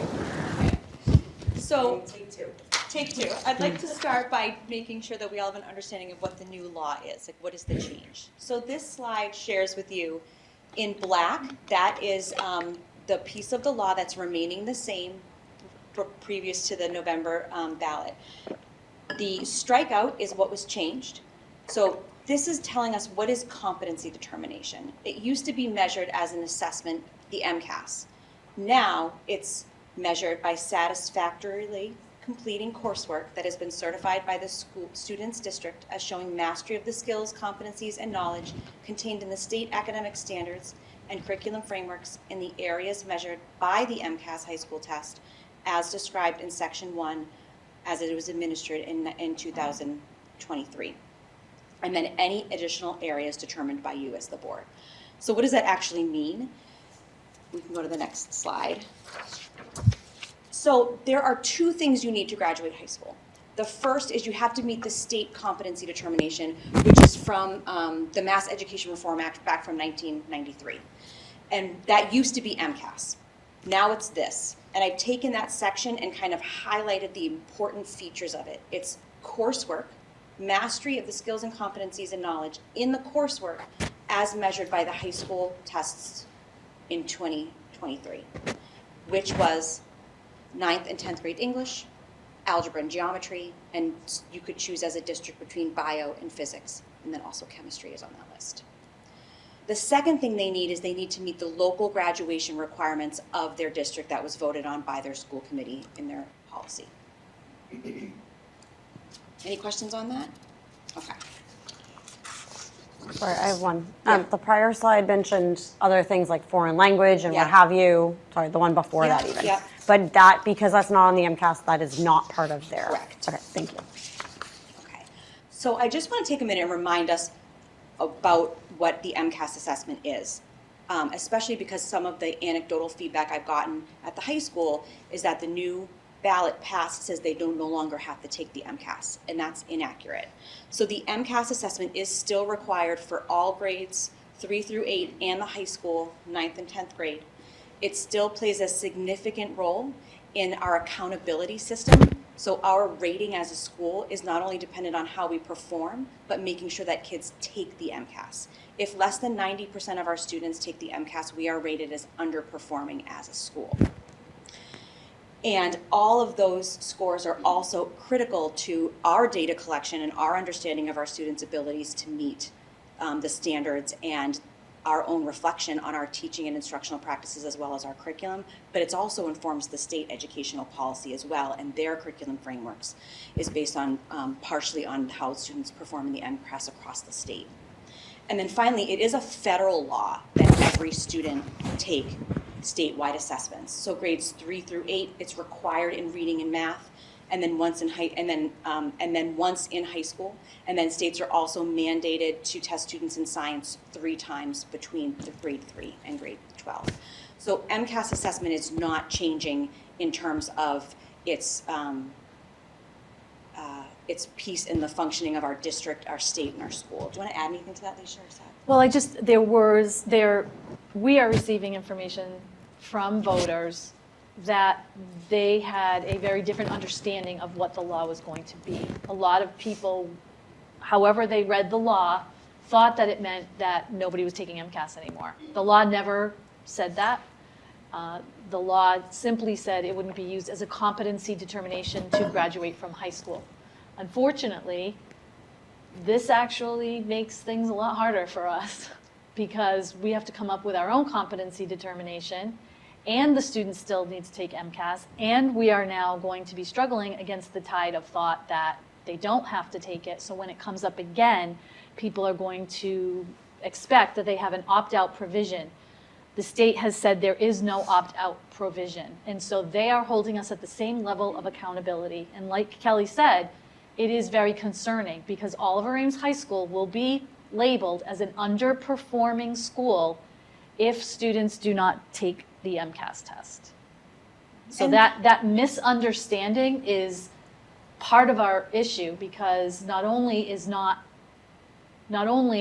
the fact that students are still taking MCAS, but it's not a competency determination difficult because we only learned it wasn't going to be a competency determination by law in December, and we have students who are going to graduate in June. And it's very difficult for a student who's graduating in June to find out in December of their senior year what the requirement is for that graduation. You can imagine the same is true for juniors and all other students in high school. But right now, we're most concerned with the students in 2025 for that reason. But the second part is going to be stemming the tide of people who think what they voted on was very different, and us being the bearers of the news that that is not in fact what they voted for, and trying to get their cooperation in still taking the MCAS, because it is very important for the school district that that happens. Yeah, I think that's how it was advertised. By, well, not by the legislature, No, but by the Yes campaign or whatever. sure. Well, I don't have a comment on that, but anytime somebody's voting, you should certainly read the law that you're voting on, regardless of who's pushing an agenda. In addition, I just want to add, I mean, I'm very, very proud to work here. And I'm not saying that a standardized assessment in any way is the full indicator of the good work we do every year. But we're rated the top high school in Bristol County. And part of that is because our teachers do a great job helping our kids master the skills and contents needed, and they perform well on the MCAS. And I don't want to see that drop because of this law. And that's one of the reasons why I'm really advocating publicly for people to take the MCAS seriously and know that the impact that it has beyond just the day you sit in front of the test. There are other factors. And then what I failed to mention as I spoke with you guys is number 3, which is that students can earn scholarships to state schools by their performance on the MCAS. So it's a key factor too for a lot of our kids. Okay, so what do we need to review today? We need to review our recommended revisions to the current graduation policy, which currently includes passing the MCAS. But it also has other inaccurate, out-of-date policies that we need to review that we are going to make suggestions for you. And then secondarily, we need to look at the class of 2025 and decide what does competency determination look for them, because their graduation date's right around the corner. And then start the discussion of what we want our district competency determination to be moving forward, class of 2026 and beyond. So if you could click on recommended revisions there, I'm going to take a minute to go through these. Okay.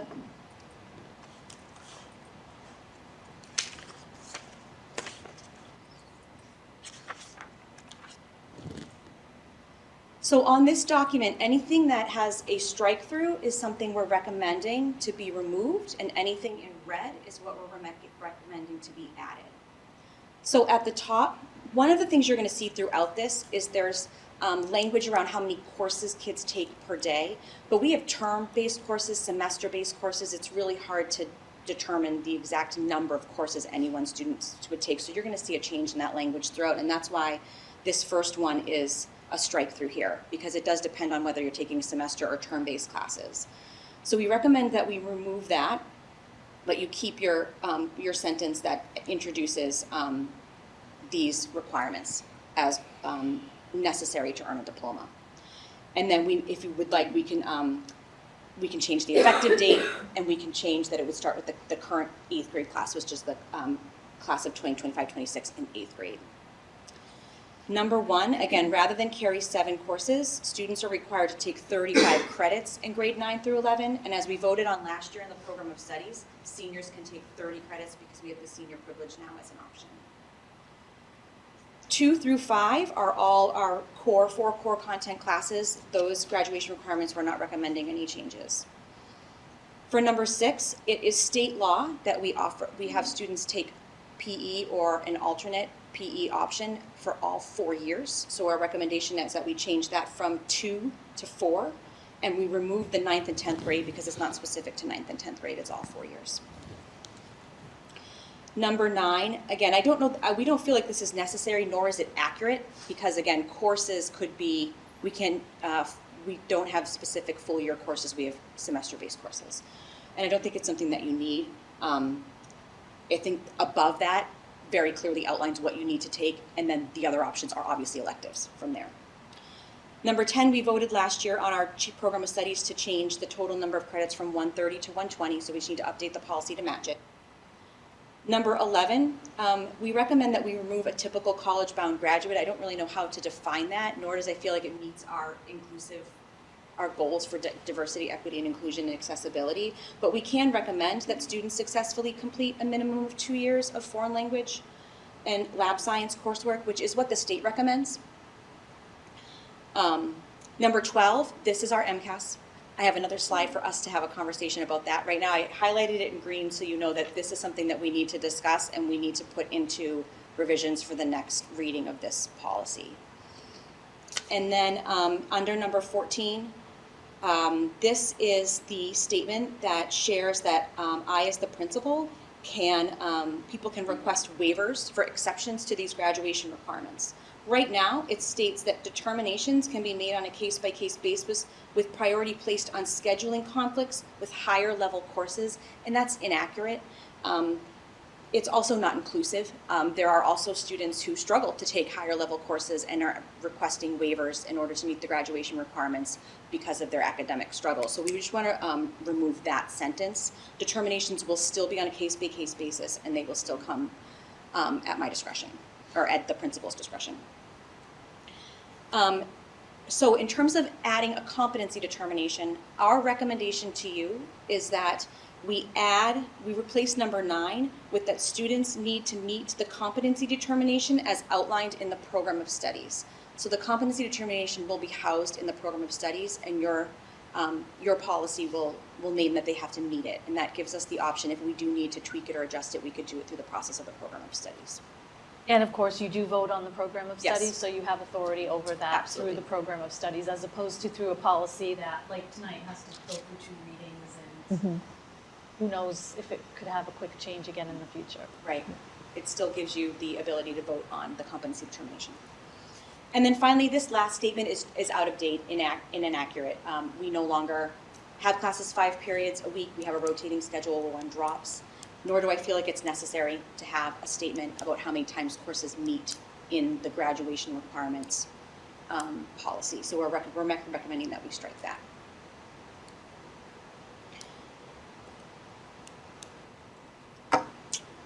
think I covered everything in that. Do you have any questions about, with the exception of number 12, do you have any questions about these policy changes? The only thing I wanted to say, because I know we went over this, is at the very end when you crossed out revised and adopted, we always keep the old dates in there and then we just add the new dates just so that we have a history of what we've done. So I'll remove those strike marks from this recommendation. Yep, thank you. Yep, thanks. And these align with or exceed Mass Core, right?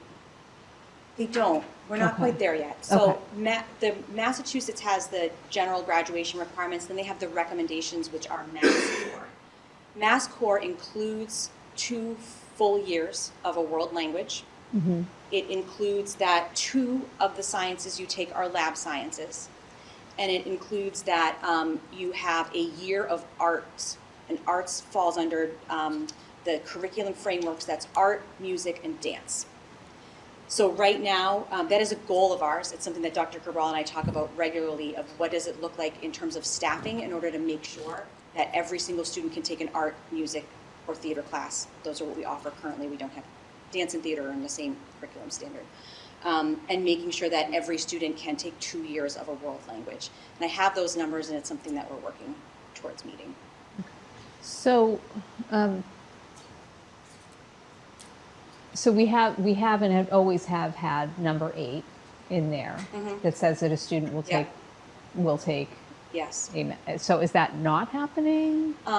Family and consumer sciences, as of right now, doesn't fall under this, as far as I Oh. know, doesn't fall under that standard. Okay, all right. Okay. And that's a So huge we're sort of portion. including a little bit more. Yes. Okay, all We're right. including, we're considering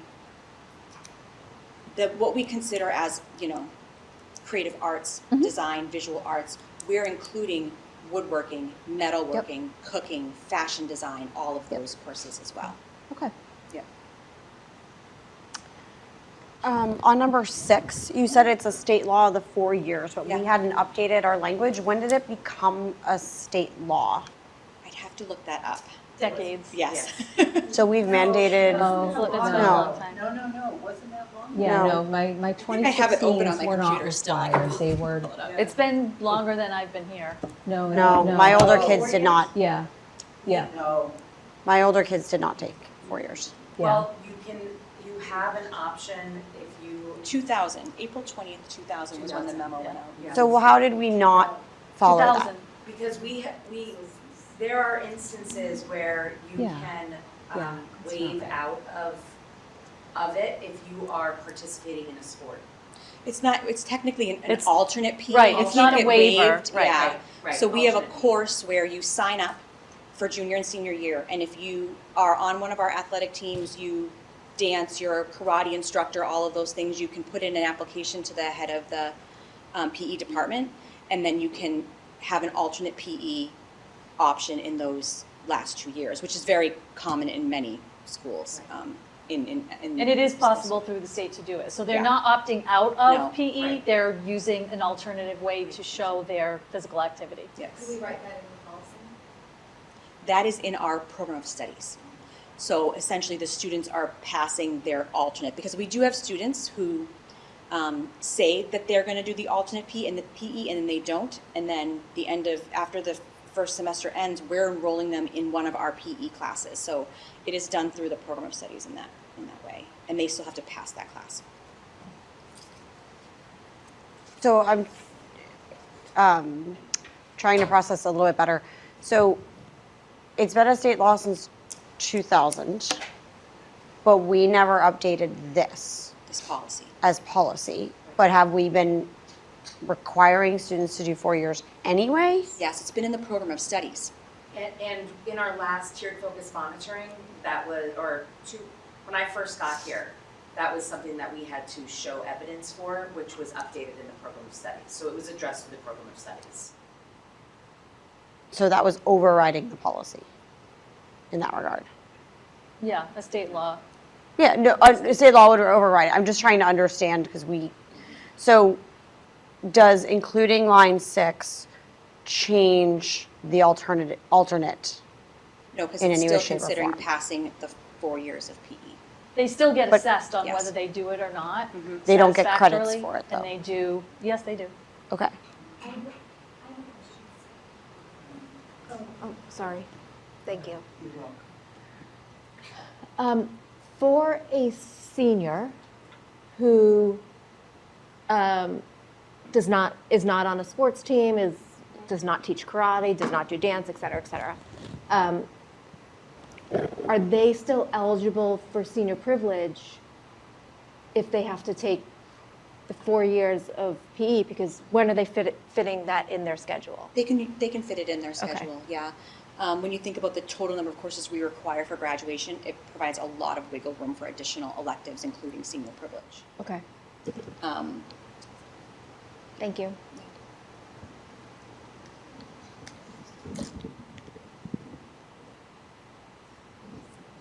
Any other questions on that? It's being considered your first reading, so if you have feedback or Yeah. questions or things you want Kelly to check, then I she can would I will definitely double need to check do the it for the PE second reading. and just make sure that saying passing 4 years meets both the state law and what we require. I will double check that just to make sure that there isn't a change in language that we should be considering. I wouldn't want to accidentally make it difficult for those students who've been using that so they can do additional courses that help them better pursue and understand their after high school classes. We've offered so many amazing classes that help students figure out where they want to go next in their lives that I just wouldn't want to inadvertently make that difficult. That's where I feel some responsibility around it. Like, I don't want them to all of a sudden say, I can't do the internship or I can't do the whatever. So that's on my mind. So if there's any clarification, we can just confirm, that would be helpful. Okay. So we, as a central office team, along with the admin at the high school, met to talk about number 12. And we thought it's a very broad topic, so we could give you some starting points in terms of the conversation around what MCAS requirements would look like at Oliver Ames. And we thought of these three, we can put these three options. So one, and you're in the same boat as many other school committees having the same conversation right now, right? So we could continue to require students to pass the MCAS as a graduation requirement as it's currently stated. You can do that as a school committee as a graduation requirement. It cannot be competency determination, but it can be a graduation requirement.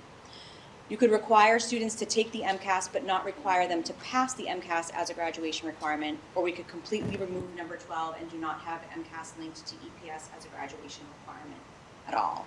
And we're considering all of these different factors for the same reasons I presented to you on that MCAS slide of why MCAS still continues to be a critical part of our educational system and our accountability system in Massachusetts. Do you want me to keep going, or do you want us to pause for discussion? Yeah, I think, unless somebody, I think, did you dive into some of the? Competency determination is next, yep. Yeah, okay, yeah. Let's keep going. Yeah. Okay. Sorry, I'm going to go back to the one before then.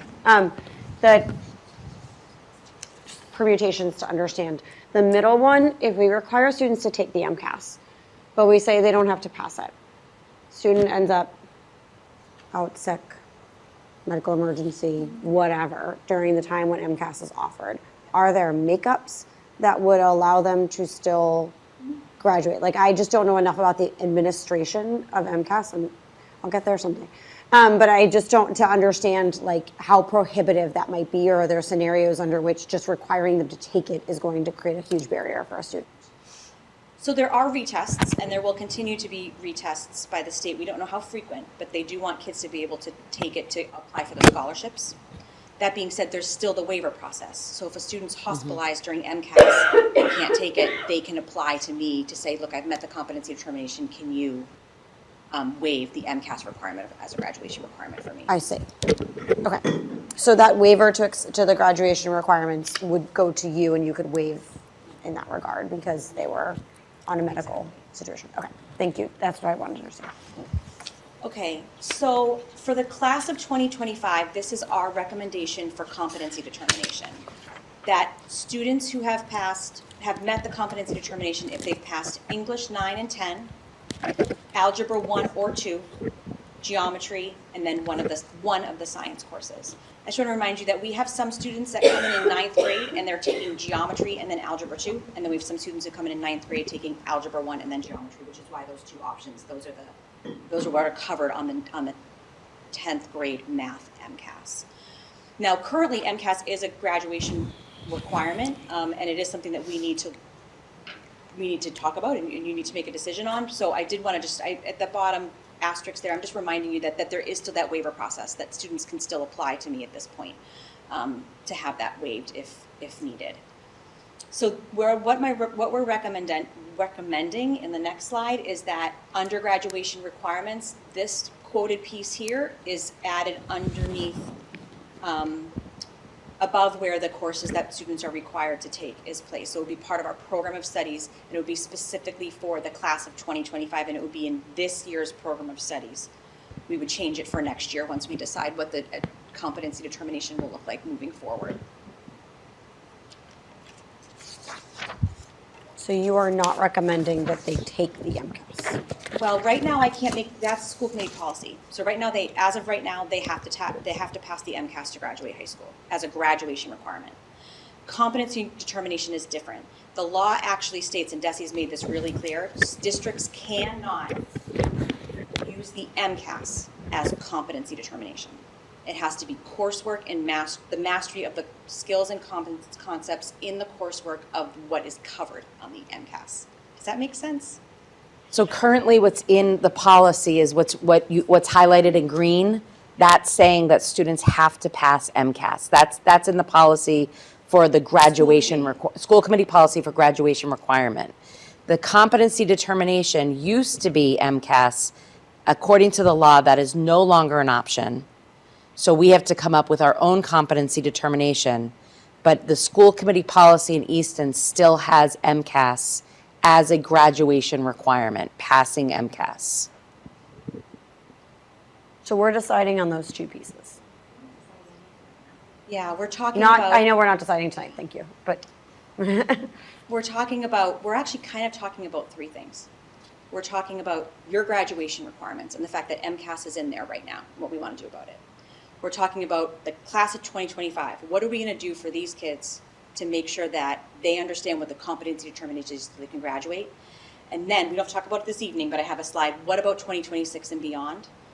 What are we doing for moving forward? Because what we've been tasked with is make a decision for 2025 as soon as possible.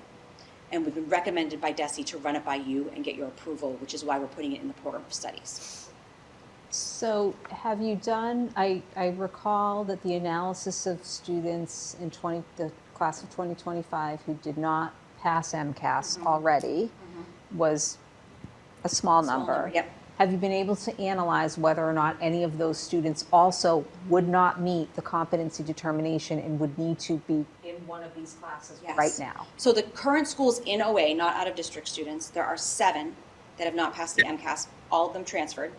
And all 7 of them transferred into the Easton Public Schools. Thank you. Okay. Which is the reason that they most likely don't have the coursework that the rest of our students. No, they have the would coursework. They haven't taken the MCAS, MCAS because they've excuse me. transferred in, Right. but all of them have met the competency If somebody's determination. coming from a private school, they don't take MCAS, for example. Yeah. Oh, if they're coming from out of state, they want to take an Right. MCAS. Yep, So they are in a exactly. situation where they have not had the opportunity to take MCAS. To take MCAS, but I they have follow. all met the competency determination. So if this is what we pass, Okay. they have met this. And that's an instance where a waiver could be applied, right? That's where they could apply for a waiver if they transferred in from a private school or another state where taking the MCAS was not an option. So if we support this, are we leaving any students behind? Bless you. Leaving any students what? Behind? Behind. Are we, I mean, I'm just, As a competency determination? for 2025, are we enabling those students who've been working hard to graduate in 2025 under the current guidelines? Yeah. If we change this, are we leaving anyone behind? It sounds like this is in alignment with the previous competency requirement, and so they are still marching towards the same goals, just not having the MCAS as part of a competency requirement. But I want to make sure, Yes. again, that I've not inadvertently No, that's a really great left it question. out. So for this class, we're meeting the needs of 2025 as it stands right now. Part of the reason we need to talk about the class of 2026 moving forward is there are other districts that are putting other stipulations in, and then we always just need to consider our student populations who maybe couldn't be enrolled in an English 9 class because of their special needs, but are doing the coursework of an English 9 in a substantially separate program. And those are some of the conversations that we've been having about how do we, how does that waiver process, or what does that process look like for students who would have passed the MCAS but didn't take the traditional coursework that we're requiring, and that's part of our conversation about for the class of 2026. So it would have to be or representative or alternative or something. Yeah, like that. if we go to the next slide, I have some examples of things that other districts have done. So our job alikes as leaders have been sharing out some of the conversations that they've been having. So we have to have a discussion, like I said, about the class of 2026 and beyond. This is stuff you've already seen. So the green is the new law. The third paragraph is our recommendation to the school committee policy, which is that it states that they need to meet the competency determination, but that lives in the program of studies. So some of the districts that I've learned about, like, are putting clauses into their competency determination that are making it easier or more challenging, to be honest with you, for students to meet them. Some have put grades. You have to get a 70 or better. Some have put stipulations as English 9 or the equivalent as determined by the department head or as determined by the principal. So it gives, in the competency determination, there is flexibility to say, okay, this student took a sub-separate English course, but it covered the standards in English 9 and 10. So they don't even have to apply for a waiver. That language gives us the ability to say it was approved by me without even them having to go through that process. So it's a lot to dive into. We've spent many hours around tables talking about the impact of this on kids and how we can design a competency determination that still holds students to the standards of the state, which is meeting this coursework, but also gives consideration to the many different journeys and pathways kids take through high school in order to get a diploma. So finally, before we jump into discussion, our next steps is that I want to communicate this information out to families. My goal actually is just to share this slideshow and a recording of this presentation with them. I've tried many times to write a letter, and as you can see, this is really complex and it's really hard to digest in written form. So I'm really encouraging families, anybody who's watching today, to tell your friends to please watch this presentation or look at these slides. I think it's more digestible in this format. We're going to meet with the seniors who have not yet passed the MCAS once we determine what their competency determination is to let them know. We're going to meet with 9th and 10th graders to remind them, to go over these reminders about MCAS with them and make sure that they fully understand the impact that this law has on graduating high school and the importance that MCAS still holds for us as a district. And then obviously for you to review and vote on the revisions to the policy and then eventually the revisions to the program of studies in regards to what competency determination looks like at Oliver Ames and in Easton. That's everything.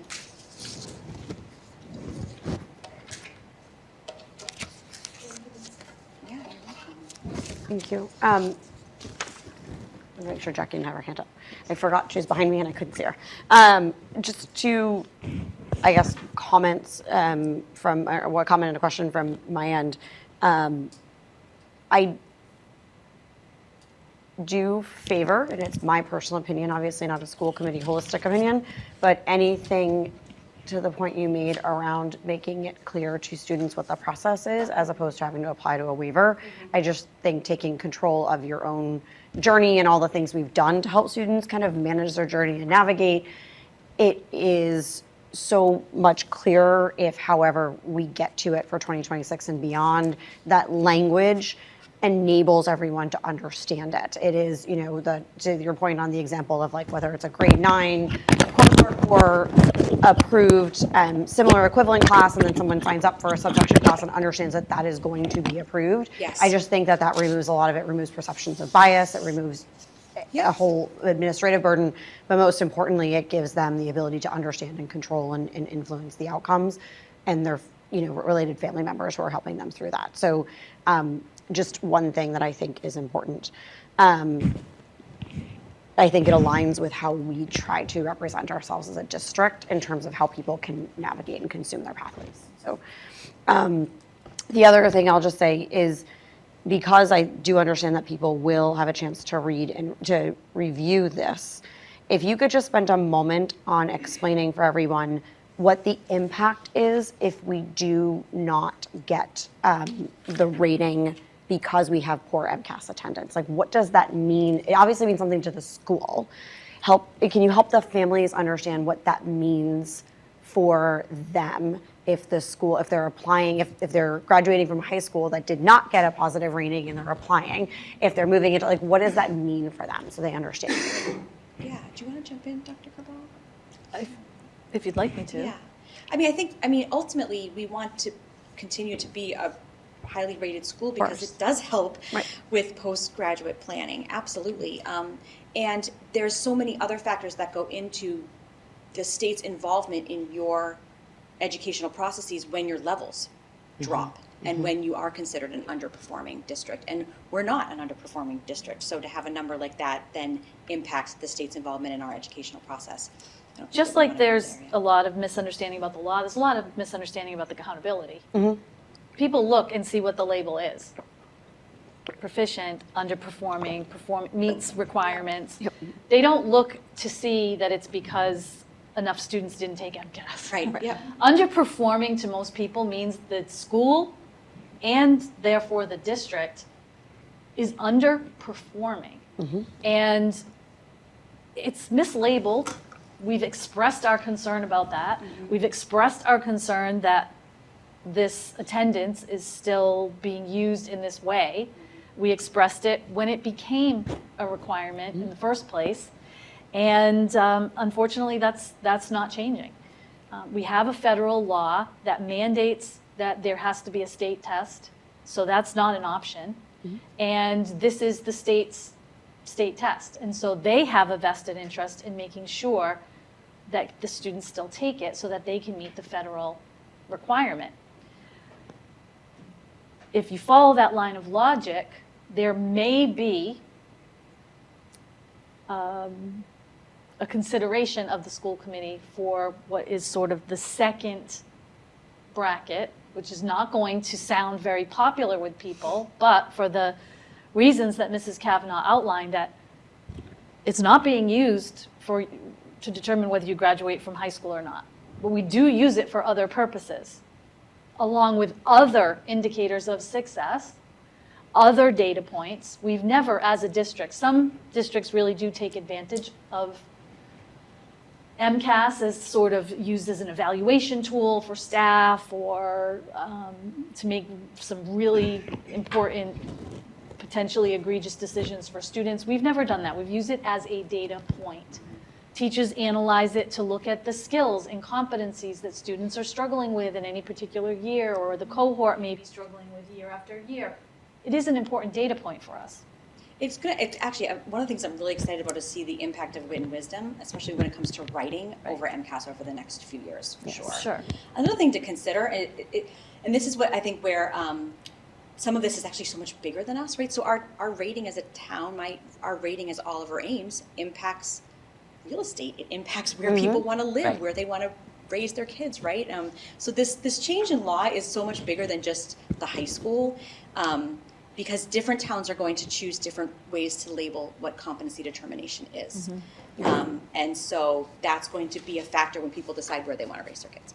I just want to add on that, going back to what Mrs. Kavanaugh said about the level of input that the state would have if we became underperforming. We do a really good job at educating our kids.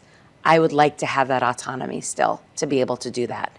And not having any of that taken away from us would be a huge deterrence for us. I mean, it's something we really want to maintain. Yeah, I think. Can you give some specific examples of what that would be when you say the state would get involved in? Sure. What does that actually mean? So a perfect example is that for example, there is a science program that the state recommends, an elementary science program. We are finding great success with the program that we are utilizing. Our science scores, as Principal Getchell has showed you, have gone up dramatically at the elementary level, and we are continuing to see that. The elementary science program that we use right now is No Atom. The state is saying to districts that are underperforming, these are the programs you need to use. You have a choice of these three. As an unfunded mandate. As an unfunded mandate, yes. And for example, No Adam is not rated by DESE at this time. So that wouldn't even be an option for us. It doesn't All mean of that it this- isn't a good program. It's a one- DESE yes. just has not rated it yet. Right. Which means it's not part of the curated list that they Right. require of quote-unquote underperforming districts. Right. So that would be one example. We wouldn't have the option to move forward with a program that we know is working and that we have the data to show. So those are the kinds of consequences that would come. And it would take we also right now in all of our grades are really looking at, as you will hear about later on this year, being able to get to the point where we're publishing our units, our stage 1 in our units. And that also might be, they have state units of study that are published on DESE, and we may not be able to go forward with the ones that we are creating. So we really want to maintain the autonomy. Our teachers have put a lot of work into the work that they're doing, and we're seeing success. So we want to maintain that autonomy and be able to make those educational decisions as a district. And the typical consequence from the Department of Education is funding and tied to state funding. Now, they have not said that funding won't be available, but this is in its infancy with the state as well. So they have a lot of development to do yet on what they're going to recommend for competency determinations going forward. Right now, they're saying it's at the district level. Well, is that going to last forever? At some point, they may not like what's happening at certain district levels and make an overarching requirement for everyone. And maybe that's tied to funding, whether you're following that or not. So it could have funding implications, it could have autonomy implications, it could have programmatic implications.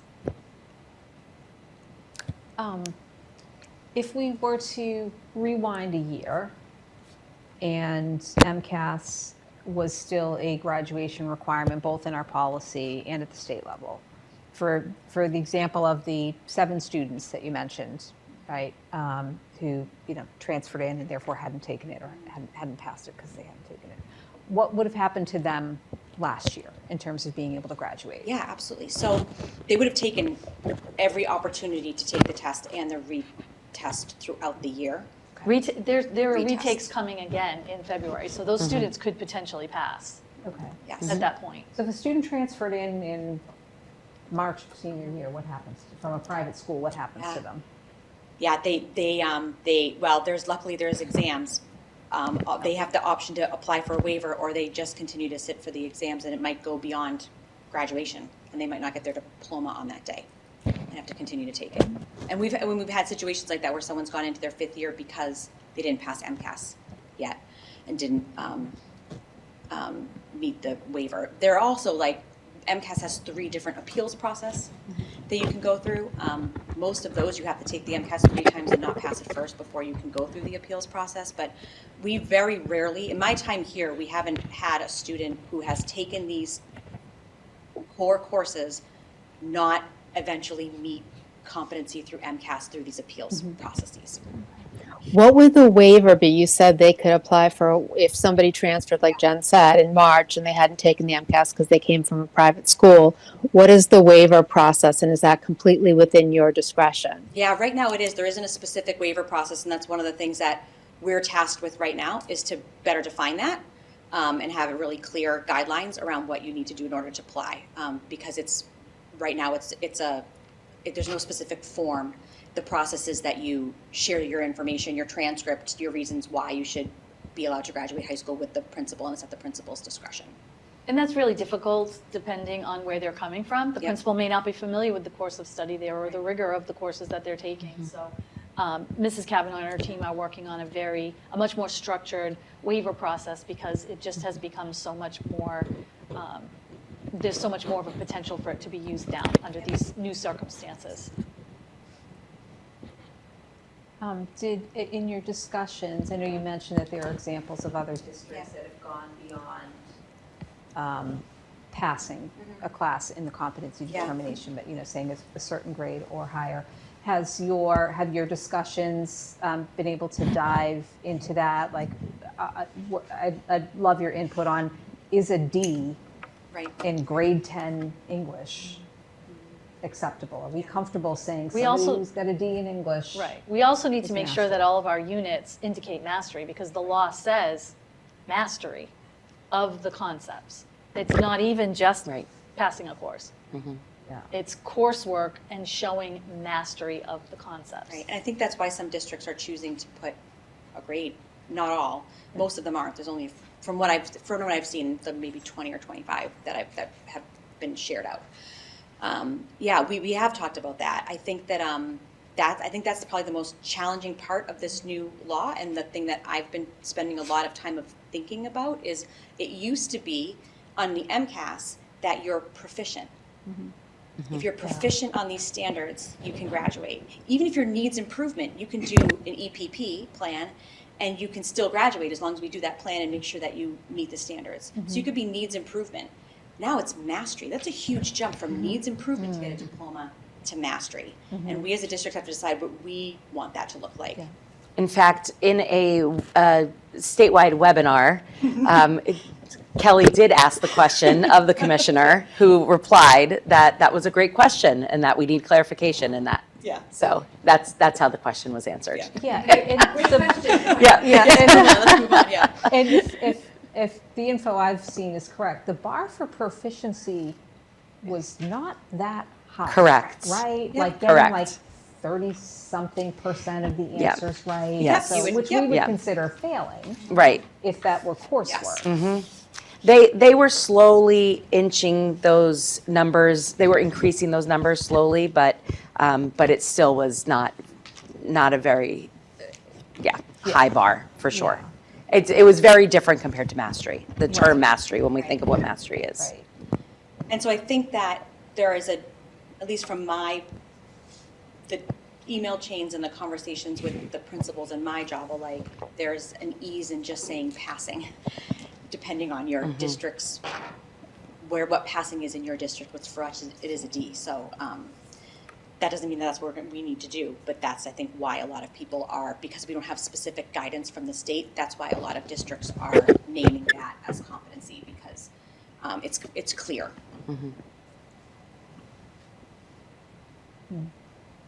Now, we can have further conversations about 2026 and beyond, but the most immediate is the graduation requirement sheet, policy, and competency determination for 2025, class of 2025.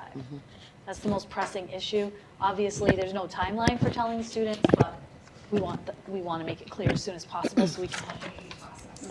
So this is our first reading, we need to have a Yes. second reading, correct? Correct. And that is specifically on the graduation requirements. Yes. The competency piece, we can make a determination on now. If it's not on the agenda, can they vote today?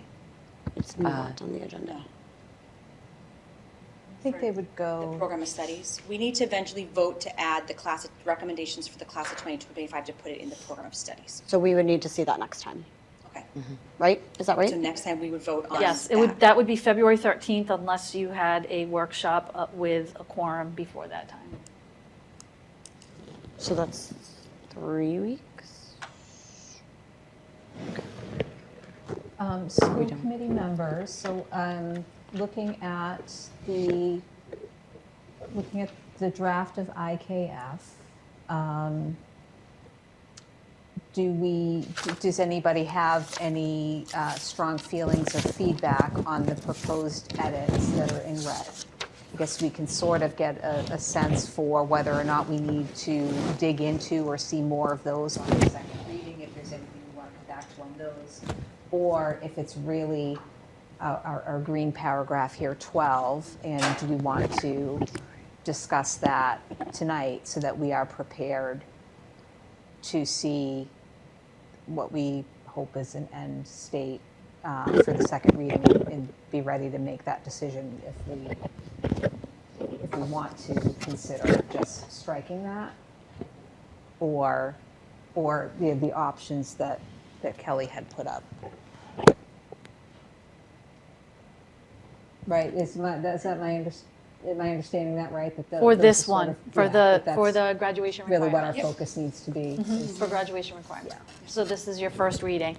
We're hoping your second one is the second reading so that we can get this done. So we would like to have any discussion that you have for Kelly to either bring back to her team or check into if you had questions about something so that it's ready for the next reading.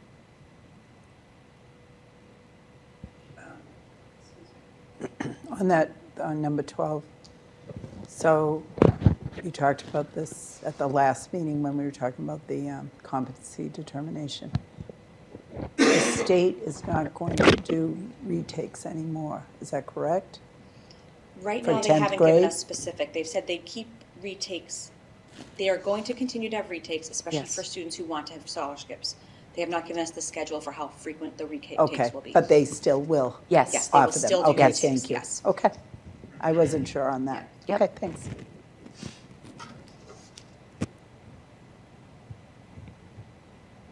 Okay, so simple step one is, do we have any feedback on the strikeouts or the items in red? Then come back to number 12. Right. Right, okay. So I think the only thing for me would be just to make sure on that physical education piece that we're not creating any. Otherwise, I'm very supportive of the strikeouts and the changes in red being clearer. Yeah, I agree. I don't have anything further on the simple edits. Okay. Yeah, they look fine to me. Minus your feedback, Jackie, on the bottom, just to make sure that when we get the version, right, that it's clear, Yep. just in terms of the revised adopted piece. Okay.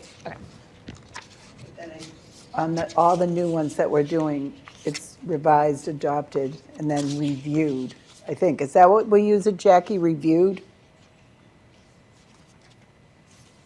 She's trying desperately to unmute to answer you. Nod, hand signals, Jackie. What'd you say? Sorry, my phone. It's like, we were doing reviewed when we weren't making any changes. Okay. So it would say reviewed by policy subcommittee, blah, blah, blah, blah. Right. But for this, It would be a revised, there would be a new revised date and there would be a new adopted date for when we actually voted on it. And it goes right after the ones from Yep, before. it just, yep, so it Okay. shows the Yep. history. Thank you. I'll add that. It would go underneath here, right? Like underneath there. It would go next to it, Yep, yeah. yep. But you wouldn't, those wouldn't be crossed out. Right. Okay. Uncross those and add another revised. And that, going back to that phys ed thing, because this was done in 2016, 2017. Yep, that's why. I think that's when we had, well, I think it was even after that we had the discussion about the 4 years. I totally remember having that, because it was only 9 and 10 that were taking phys ed. Yeah. And then the state said, no, 4 years. But it was after this. Yeah, yeah. Moot point. We'll figure it at out. this point. I'm just, I just, yeah. yeah, Okay. I just need to make I'm sure losing that my we're, mind. yeah. Okay. Go ahead, Lauren. you can do it, Lauren. I know. This is probably more of like a semantics thing, but all of the numbered points are as outlined in the program of studies, right? All these numbered points are in our program of studies as well? Is that your question? Right, so like past 4 years of math, Yep. grades 9, past 4 years of physical ed, or the alternative, whatever you choose. So replace number 9 with meet the school competency determination as outlined in program studies. It's kind of redundant, isn't it? Well, this is the policy, and the policy will actually include that they have to meet the competency determination but this is reiterated in the program of studies. The policy is reiterated in the program of studies, but this is what it falls upon is here. And I think it's better to have the elements of the competency determination in the program of studies, it's a little easier to change that than our policy. Yeah. So our policy is just broad enough to refer us back. And then if down the line, like you said, the state comes up with their own idea of what it should be, we can change it in the program of studies and our policy will still be relevant. Right. Yep. And Lauren, this is something that kind of clicked with me about halfway through this discussion, is that why it's not redundant is because that competency determination is still anchored to the 10th grade mastery. So it's not the same requirement. So I don't know if that was part of what seemed redundant, like if we have these requirements here, then that looks like a competency determination, but it's technically not because of that anchoring. Yep. Yeah. Back to 10th grade. Yeah, sort of. Yeah. My batteries are getting low. I'm right there with you. Yeah. I think it's the best expression ever. So does anybody, does anybody feel strongly about keeping MCAS, about us making it our policy that you have to pass MCAS to graduate? Does anybody want to have an appetite to go there? No. For 2025. I guess, or beyond. Yes. I mean, my feeling is for 2025, we do whatever we need to do to get those Yep. kids through. Yeah. Beyond that, it seems like we should still have a policy that requires them to take the MCAS for all the reasons that we've talked about, because we have to have the test anyway under federal law, and we certainly don't want to lose our standing as a school, but I don't think passing it needs to be a requirement for graduation. Okay. Jackie, would you think, what would you think of taking, but and also you need to pass the coursework? That, you know what I mean? So is it, so what? Well, we have to do the coursework. That has to be the competency determination. Right. Is based on the coursework. So that's something completely different. This is where I was having a really hard time understanding it, because I was thinking, okay, so this new law didn't actually help. It actually just added a burden on districts. Right. So now they still have to take the MCAS or we're penalized. And now they have to come up with this competency determination, which has really, so much subjectivity. Yeah. So I had a really hard time understanding. We discussed this in the policy subcommittee meeting, so that was really helpful to have it over 2 discussions. But yeah, the competency determination, I feel like, is out of our hands. It's just, it is the coursework. So if we go back to, if we can, the slide that had the 3 boxes, right? So you really couldn't do just number 2. As a competency determination? Yeah, without also, though, having, right, so say somebody takes, we make them take MCAS to. That would be for the graduation requirement. Gotcha. Yeah. Okay, all right. The competency determination is totally separate. Gotcha. Okay. That's what I keep struggling with. Yes. It's clicking. I need like a Yeah. diagram. I was the same way. Hours and hours Yes. to discuss this, Yep. so it's kind of Yep. ingrained in us, but it took us a while to Yes. get there as well. Same way. And MCAS cannot be competency determination. Districts cannot Right. vote for their competency determination to be MCAS. It's against the law. Yep. So we have to come up with this alternate Yep. plan. Okay. All right. I need like a competency to. But as a graduation requirement, you can keep MCAS in the graduation requirements, but is not part of the competency determination. Cannot be.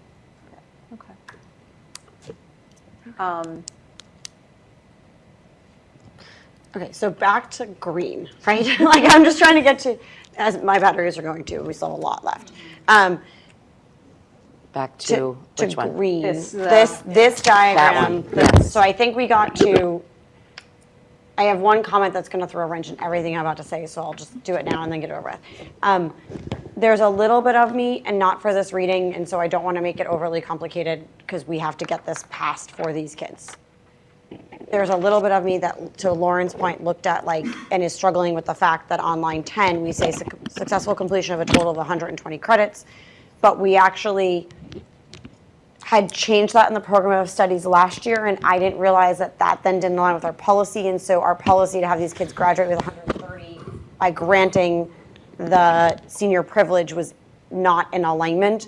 So there's a little bit of me that wants to take as much out of the policy as possible and have the policy reference the program of studies so that we don't end up in a weird loop where our policy doesn't align with our program of studies. I don't know if I said that in a way that made sense to anyone, but Kelly nodded at me. Yes, but so, you do want to be careful because if your principal isn't always Kelly, for example, you could have a principal that then doesn't have us vote on the program of studies. well, just completely doesn't have a standard to go by, and maybe has a very disappointing view of what graduation should be. Okay, fair. That's helpful. So that's helpful context. I was just worried about the fact that the two things today are not in alignment. We had to clean them up anyway. I didn't want to create like two documents that conflict and just make more messiness. So because that was in my brain. Because we're going back and forth, right? We're saying the competency determination should be open enough that it can be changed in the program of studies, but yet when we talk about the number of credits, we're saying you probably want to have that restricted so that you have that oversight. So I can understand the confusion. It's more so because the competency determination is in such flux right now. And we may be told by the state what to do next January with the class of 2026. And then we're scrambling to try to do something to get them all set. So I think this might just be for the competency determination for now until we kind of know what on earth we're dealing with from the state. Okay, that's fair enough. But keep in mind that your policy on graduation sets a really high standard, which is what is traditional here at Oliver Ames. Yep, that's fair. Okay, so then the real question is exactly what we want to do with the line in green. That's what we're back to. Yeah. Remove it, revise it. Yeah, so I'm not hearing any advocacy for keeping MCAS as a graduation requirement. Jackie gave your point of view on keeping it, on taking it as a graduation requirement, but not passing it. What do folks think of that? She liked that middle one, right? Yeah. But that's for 2026 or for 2025? Just in general. It would be for 2025. We're voting on this policy moving forward. So those 7 students need to take the MCAS when the retake is offered in order to graduate. That's what we're saying. If that is your policy. If that's what we go with. That's the implication of that. Yep.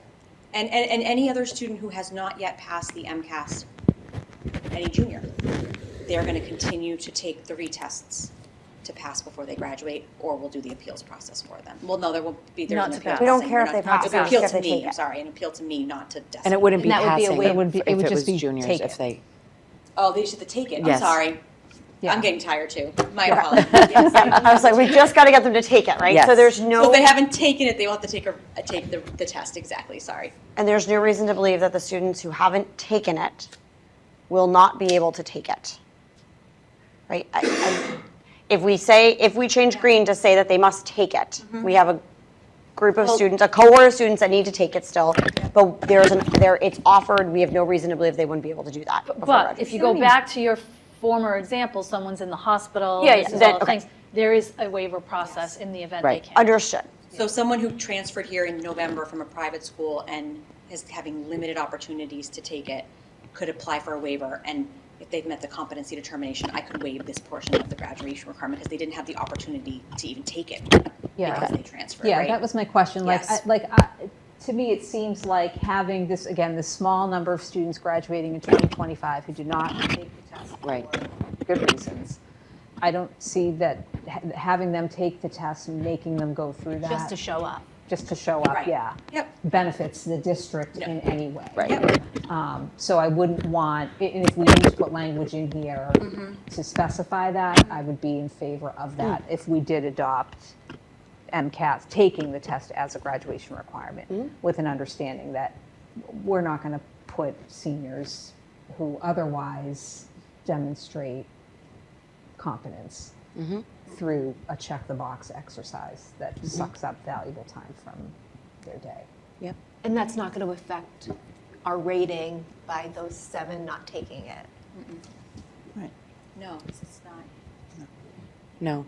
Yeah, They're not in the Well, initial. No, because they Initial. weren't here when In the first initial assessment numbers, was given, right. so it's Okay. only measured by the number, Yeah. the attendance is only measured by the number of students that were here Supposed to when take that it. was given. Yep.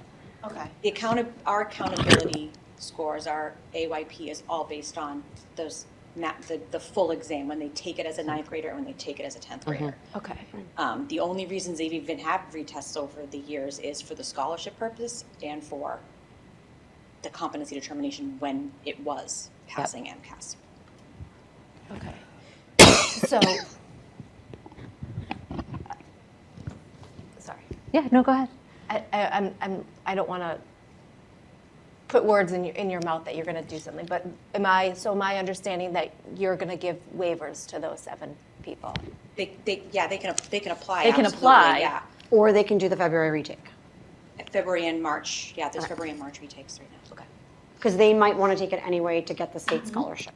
So, Or could we do, for the class of 2025, we don't require it as a graduation requirement because of this late change in the law, but going forward, it's going to be a graduation requirement, but not to pass? Yep. Yeah, I think that's reasonable. There's no need to put additional paperwork burdens and but they can still take it processing if they on want a people. scholarship. Right, and it's got to be made clear to them that scholarships are available, especially if they're coming from out of state, they might not know that. It's an opportunity for them to work toward that, yeah. Are, at this point for a senior though, are the results even available in time for this to be impacted? Are the retests? The retests are available the by retake? graduation, yeah. Okay. It's a close call sometimes, Yeah. but yes, they are. And they have it, like if they started a semester late or something too, they could, Yeah. of the state funding. I'm going to be controversial, I guess. I would slightly revise what you said, Jackie. My recommendation would be slightly revise what you said to have it be that the requirement for 2025 is that all students who were in the district during the time when MCAS were offered must have taken the MCAS to pass, and any students who joined late would be accepted from it. And the reason I say that, and feel free to all disagree with me, and that's totally okay, is that I am a little bit sensitive to, we make an exception for 2025. I think we're all somewhat inclined to consider for 2026 requesting that students who are present take it as part of the graduation requirement. And I feel like then everybody goes, well, why did you let them out and now we have to do it? So I just wonder if having the language now helps us set the tone for the future is a little bit of my statement, while also acknowledging that if you're not here, you can't take it, and we accept that, and that's fine, and we move on, which might exclude you from having to do waivers. Okay. I don't know thoughts on that. I don't want to feel like when people read it later, they feel like we made an exception for a group, which we didn't. We're assuming basically everyone's taken it, so that's why we're doing it that way.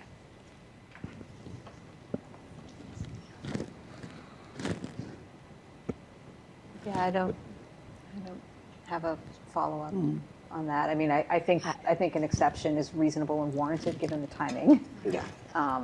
The facts changed for this class in the middle of their graduation process. Yeah, I also just want to say that if some of these students did take the retake, it was the day before the election or the day of the election. I forget which it was, but it was right around there. So if any of these students did take the retake and that was going to play into it, it was, I think we need to think a little bit more about the consequences I just would recommend us think a little bit more about the consequences of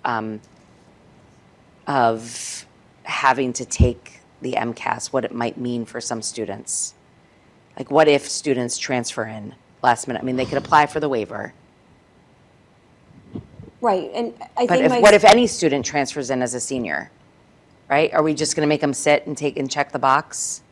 what I was trying to suggest is that all students who are present at the time of the MCAS were offered need to take it in order to meet graduation requirements. That we have some way different. To take the original test, not the retake. If they're a student at Oliver Ames High School in 9th grade, they take the science. If they are a student of Oliver Ames and when they're in their 10th grade year, they take the English and the math. Yeah, students who transfer into the district then after those exams are offered must meet the other requirements. That's just and maybe this is too complicated of a draft for a very short time frame.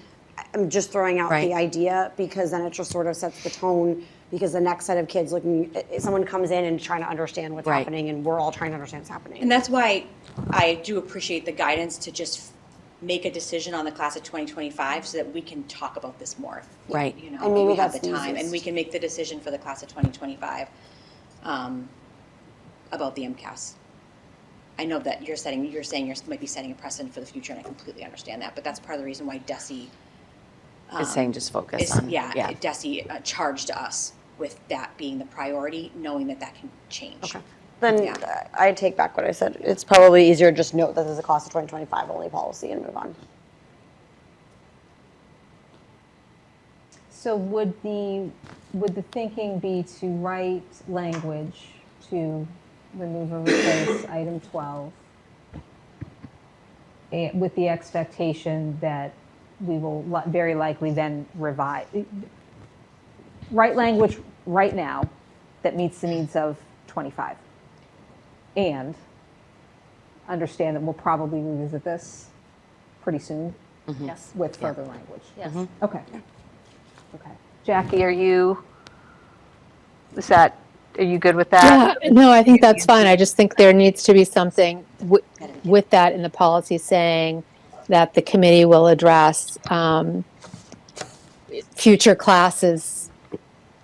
I don't know how you want to write it, but, just to make sure that the policy acknowledges that we're going to be looking at this again for future classes. Yeah. Right. I agree with that. As long as it acknowledges that this is a temporary. Yeah, okay, all right. All right, so would, between the policy subcommittee and Mrs. Kavanaugh, come up with some recommendation that we can circulate and take a look at our next meeting? Okay. And it will be a revision to number 12 that specifically states that the class of 2025 does not have to pass the MCAS to graduate, and that the school committee will be reviewing this policy in the future. Yeah. For future classes. Yep. Yep. I thought it was they don't have to take the MCAS. They already did. But not everyone.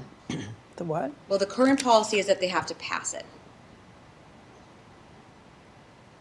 So is the language about passing or taking? So I mean, do you just remove it if you remove it Yeah, altogether? so for the class of 2025 only. The MCAS requirement has been removed. But you don't want, I heard that you don't necessarily want them to have to take it for those 7 kids if they transferred in. Yeah, so for the class of 2025 only, MCAS as a graduation requirement is waived. Or something like that. Yes. Is not required, or something like that. Taking MCAS as a, or Taking or passing MCAS as a graduation requirement is waived. Okay. And you want that language added to number 12?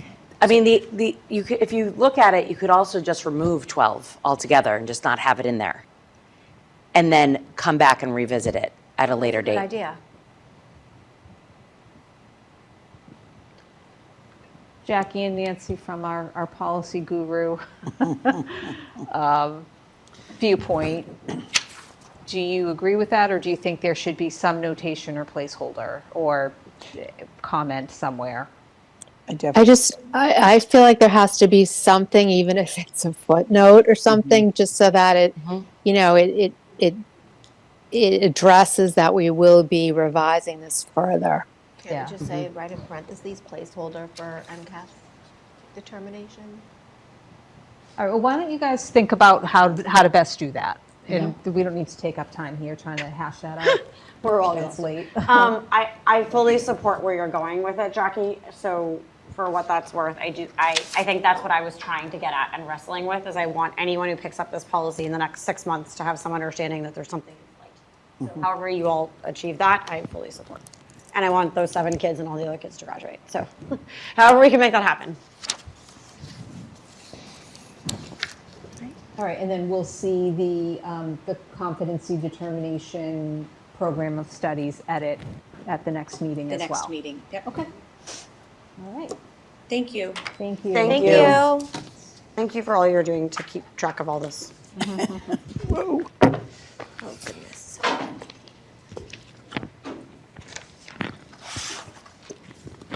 Oh, you're such a good student. Oh, boy. Thank you, Kelly. All right, more policies. I forgot to drink coffee before I did anything. Remember that next time we have policies. If you start drooling, Please just whack me I'll as I just fall give over. you a little elbow. Let's Any more? We have a meeting next week. All right.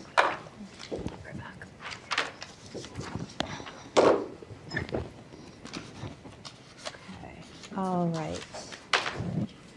So I think we can go through most of these very quickly. Okay.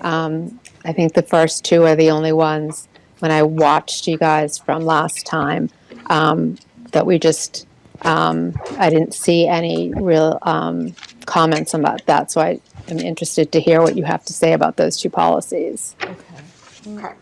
Is it the first two or the first three? I think the first three had no changes.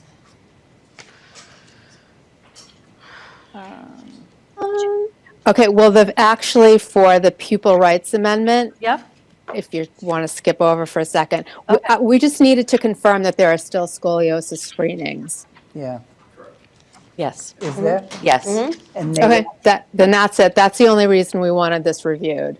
Okay. So JFBB, JFABE, and JIA are here for a second reading with no changes yet, unless you have changes right now. Can we go over those one by one? Because Yeah. I had some comments. Yes. Oh, yes, absolutely. Okay, so we want to, I guess, Jackie, do you want to just lead here? Do you have a Sure. certain order?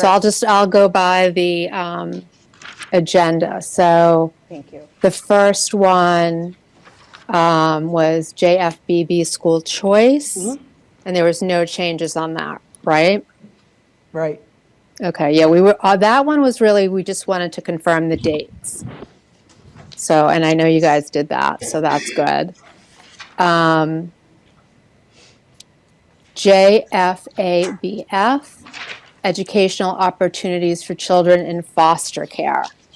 We didn't really know what to do with this, so I didn't know if anything, I mean, it looked fine to me. I just didn't know if there was anything anyone had any questions about or problems with, or. And I'm just going to double check and make sure that, I know we had tabled a bunch of these last week or 2 weeks ago, so I'm just checking to make sure that we had actually done first readings on each of these. I think this is one of the ones you tabled. Okay. While you're doing that, just a Yes, we question. did. I'm trying to multitask us here. There's no dates on them? Right. We got a, Yeah, see, the problem is when MASC went through these, some of them, they pulled some of these out, which I don't know why. But mine have dates on them. You mean like when they were adopted and everything? The copy that I have for JFABF does not have a date on it. It might just be the printout, I don't know, it just. Mine has an adopted date of January 9th, 2020. Okay. Great. but I think, didn't we, it's We tabled completely, this, so this is a first reading. but it's also completely different font and size and everything else, so.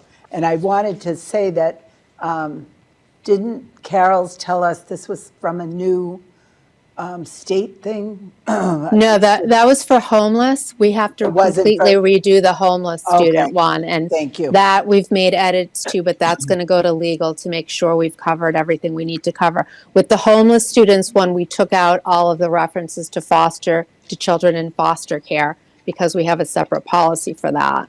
Thank you.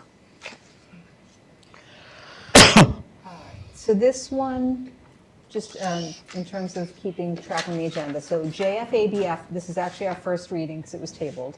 Okay. And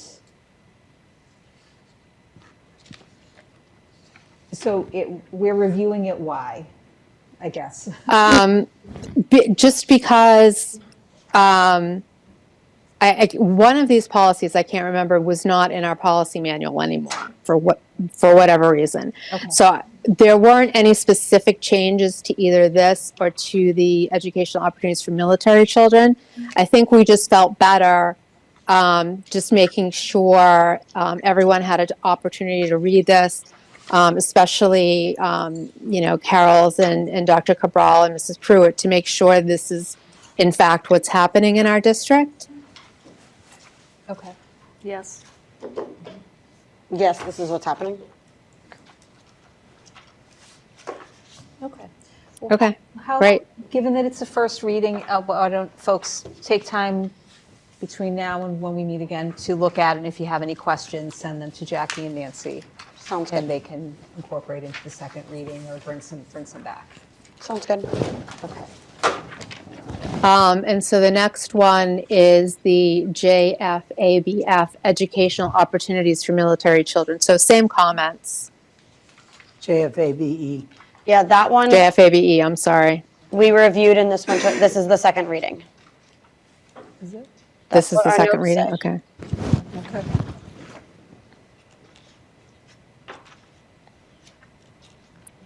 So again, this was just, we really just wanted to make sure this is what was actually happening. And that's the same date at the bottom of yours, right? January 9th? Yep. Okay. Yeah, although I have one I also have an updated February 13th, 2020. Who knows? Okay. This is what's happening. I'm sorry? Jackie had asked that we confirm that this is what's happening for military students. Oh, yes, yes, Sorry, Okay. for military children. yes. Okay.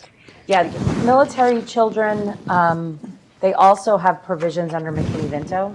So, so this is, Thank you. this is definitely tracked and monitored. Okay, so that's second reading, no changes. So JIA Pupil Rights Amendment, again, the only reason we brought this up was to confirm that you were still doing scoliosis screenings, which you just said you did, so everything else was fine. And this is a first reading. Second. No, second. Oh, there we go. Yeah, I think Okay. last time, because they weren't recommending any changes, we did see it, but we didn't spend any time on it. Okay. Cool. And then our Then attention the- was taken up by the next one. Yep. So JICF, Gang and Secret Societies. So the reason we brought this up was in the at the some of the final lines, they talk about students can be suspended or expelled. And I didn't know, we want to send this to legal too, because I didn't know if under the new laws that have come out, whether this is still accurate, whether we need to refine this somehow or take it out or change it somehow. JIE. JICF. This is our gang GICF. societies one. But this is the one that I think you had called out last time as not that suspension issue being an issue. So it sounds like And this needs revision. I think there was also a question whether or not it was even necessary. Yeah. And when I looked at other districts' manuals on the MASC website, some districts had it and some did not. Okay. So we had tabled this last time, so this would be a first reading if we continue to consider it tonight, or we can table it again. Right.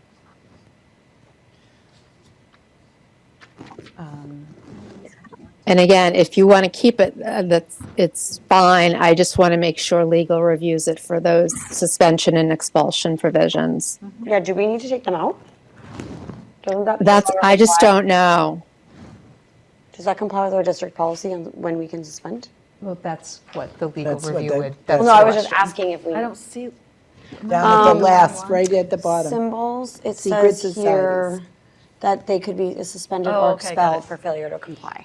got it. So I know there's a legal element to it, I just didn't know if, like, we already had a policy that said no to that. And we have multiple policies that reference, like 37H and a half, et cetera, which are the MGL references. So it would be, yeah, the legal review would determine whether or not this aligns with the criteria that are allowed for suspension or expulsion.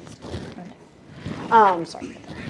So do you want me to just add it to our list that we send to legal and then bring it back to you once it's been reviewed?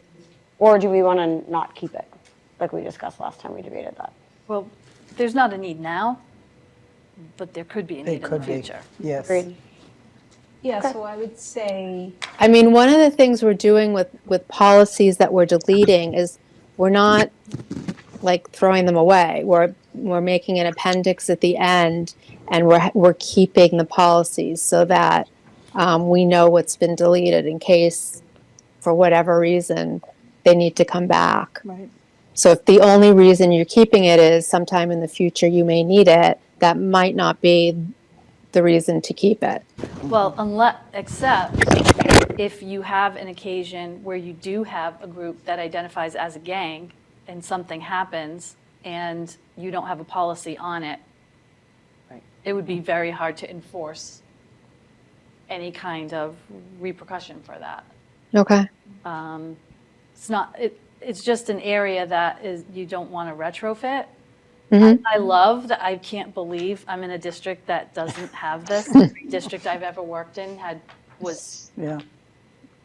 lots of gang activity. We had all of our PD days were about identifying symbols and so forth. So that's great. But what you don't want to do is have a problem and then bring in a policy, because then you can't address the problem, which I hope never comes here. But it obviously. doesn't hurt to have it in there. Yeah, I guess I agree with that. I think as you say that, I do think you never know what's going to happen. It does seem like legal should help us understand the best pieces of it, and maybe like in the top it says the gang is defined as any group, secret society, organization, but it's titled gang secret society, so I don't know if there's I know that A better title? Yes, thank you. I know the title aligns with what's in the MASC, but I do wonder if there's something that would grant us what is needed to be protected against. So we can leave that to legal. Okay. And, I know that we're thinking of gangs like maybe the national gangs or big affiliations with gangs, but it's any group that has disruption to the education process. It could be I don't even want to say, because I don't want to identify something, but the superintendent's gang or something. Who knows, right? They could call it anything if it's disrupting education. Because I don't want to say, Should we come in costume next time? Yeah, I'm with you. I agree with you. I think yes. I agree. Okay, so we'll add it to the list too. What we had decided to do is, like, once we finished reviewing all of J, then the items that need to go to legal will go to legal in one batch. So we're not sending like one at a time. So when we're done going through J, we'll send a whole batch to the legal for that. So the next one is, I believe, JICFA-E, hazing. So we do have a hazing policy, which is JICFA, which we're having legal review. This -E is just a restatement of the law, which I'm not even sure it's completely correct. So it was just a question whether you want to have the law in our policy manual or not. I mean, the restatement of the law in the policy manual or not. This isn't our policy. It's just really just restating certain chapters of the law. And so we were thinking we would just delete this. And these are all cited and referred to in JICFA. In there, yep. Okay. Yeah. I support removing it. Yeah, I would imagine like it's not something that school level administrators are finding incredibly valuable to have this on a piece of paper, right? Well, you want to have the Mm-hmm. citation, but it's in JICFA, so it's still applicable and enforceable. It just would be someone would have to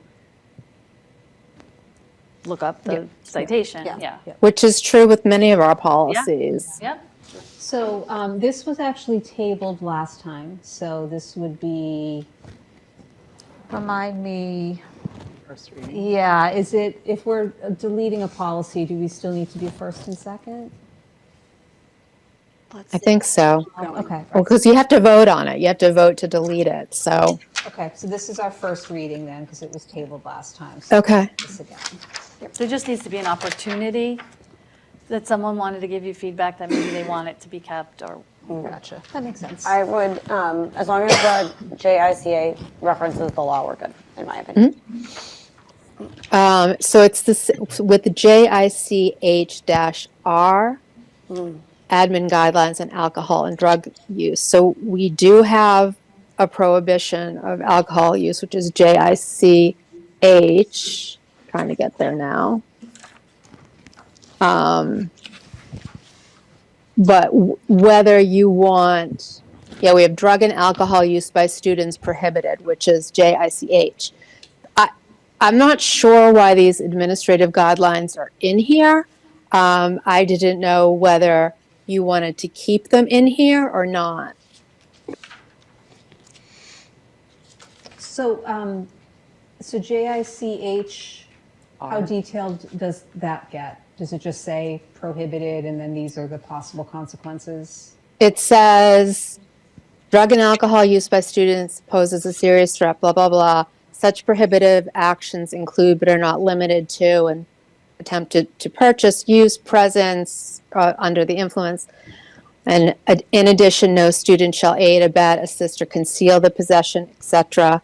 For the purposes of this policy, alcohol and drugs not only include alcohol, controlled substances, and then it lists an MGL, but also restricted drugs such as prescription over-the-counter, steroids, aerosols, solvents. Any student who has been drinking alcoholic beverages or using drugs prior to attendance at or participation in a school-sponsored activity will be barred from that activity and subject to disciplinary action.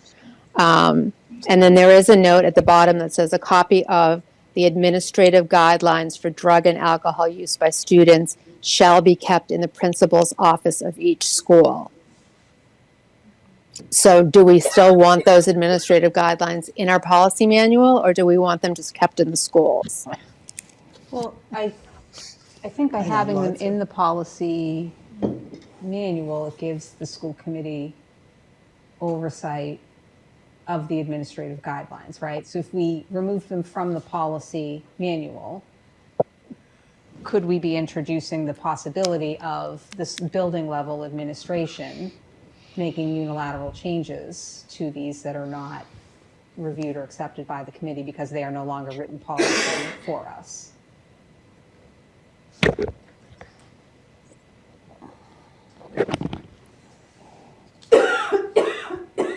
There's a couple policies like this, that there's the policy and then there's the guidelines. And I think we actually got rid of a couple of those guidelines previously. I'm not sure. But this one also has a bunch of typos in it too, so. Yeah. Like number 5 where it says 1 through 7. Yeah, I was pointing that out. And then where it says high on number 6. Number 6. Yeah. In addition. Also, so for number 6, the one thing that I see here that is just incongruent with what our practice is that administrative probation or social probation, that is a possible consequence, but this says will be placed on administrative probation. It sounds like this one needs some further review, and I guess to your point, Jen, there's a little bit to me of a, is this guideline needed to both provide guidance to and to some extent oversight of the building administration that has to handle it? So, or is it covered in another way? Like, I do think that because this is a common problem, there is a lot of value to having consistency on what individuals should expect the guidance to be. So there's benefit in that sense of having it mapped out. I just don't have enough visibility into, is this legally challenging or legally helpful? This, I think, sorry, go ahead, Jackie. No, I was just going to say the other question is, who would be the person to review this to make sure it's accurate, and where it's not accurate gets revised to what is actually happening? Well, that's what I was going to say in terms of the guidelines. These are just guidelines. This is not the actual process we use. That is much more specific. And for policies, I think it makes sense for it to be overarching.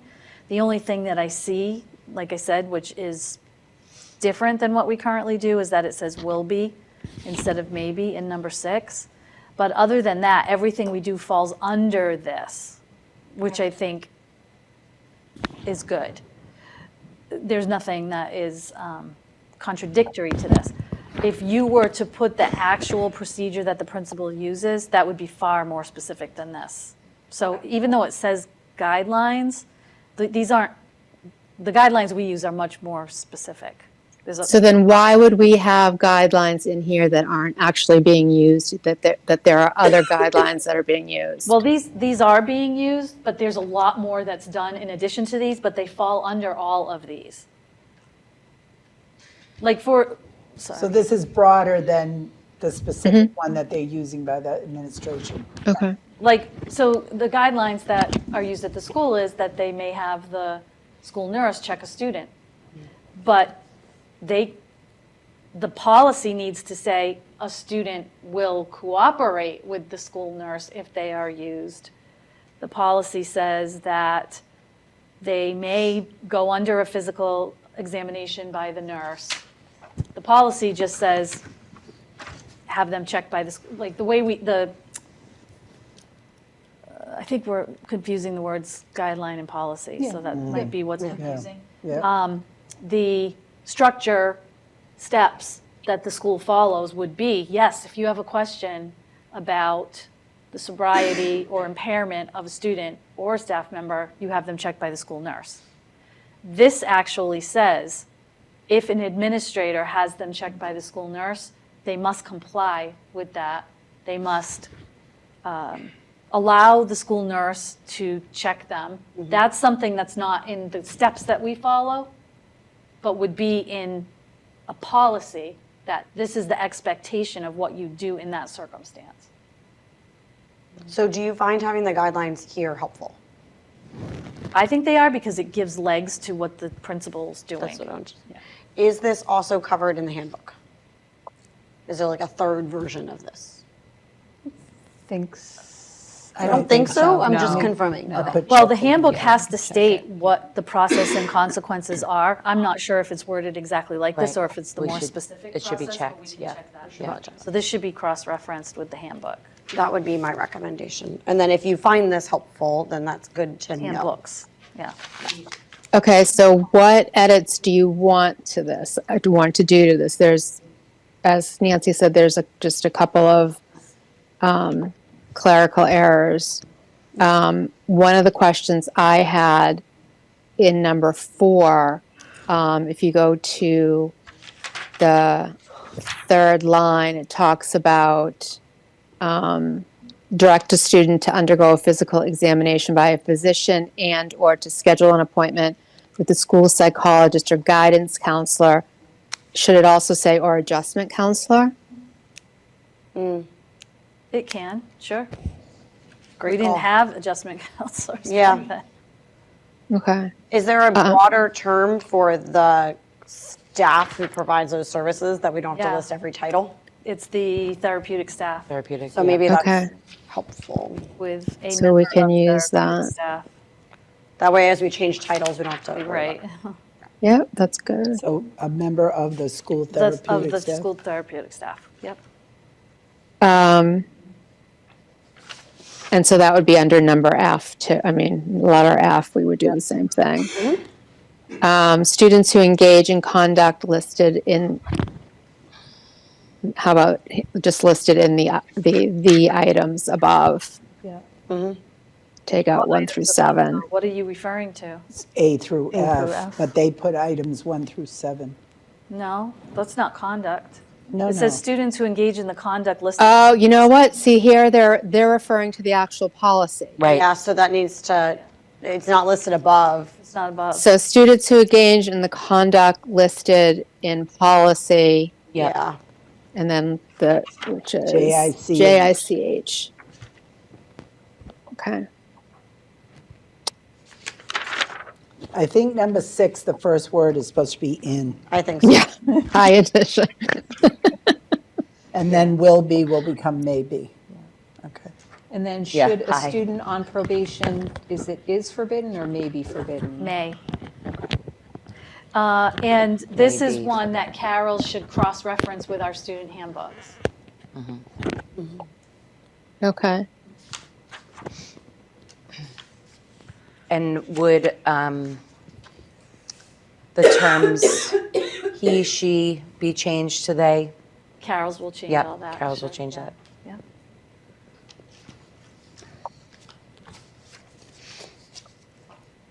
Okay.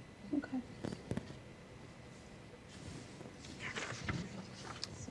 So was this the first reading? Yes. Yeah.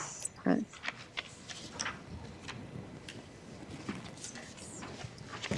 Weapons was also, let's see,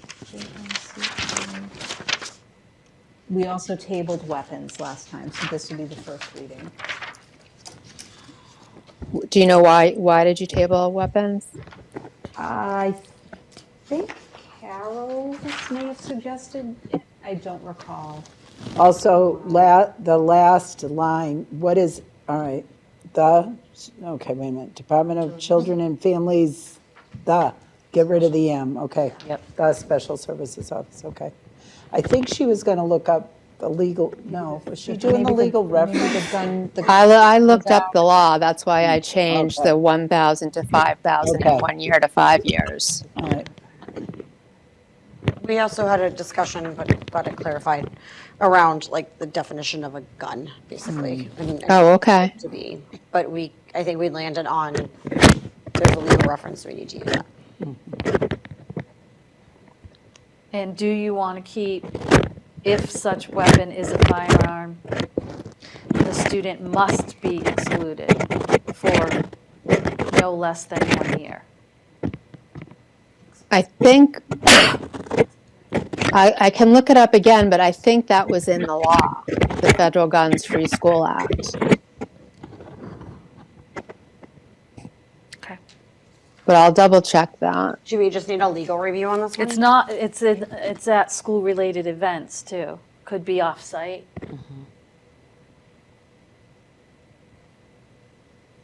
Where does it say excluded? Yeah, I don't see it. Oh, Second, the second line. Second line. Okay, I can double check the Federal Guns Free School Act because this was based completely on that. Okay, yep. It's referenced right there, yep. Why is it excluded and not like suspended or? Again, I don't know for sure. I think the wording in here mirrors the wording in the law, Okay. Okay, but I'll double check. okay. We've only got like 7 more to go. So JIE pregnant students, I understand you guys had a question about the legal references and I checked them and they're correct. Oh, perfect. And this can go to vote tonight then. And then grievances. So I did have an edit on this. I don't know if it made it in. The second paragraph in the last line where it talks about student representatives will be permitted to participate with the principal, staff members, or school committee members. I didn't think school committee members should be part of this.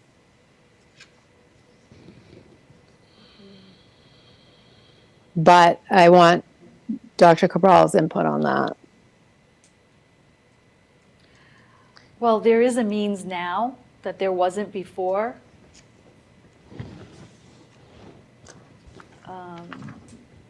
Where conceivably, your representatives could share any complaint or grievance at a school committee meeting. but to have them go to a meeting to hear grievances,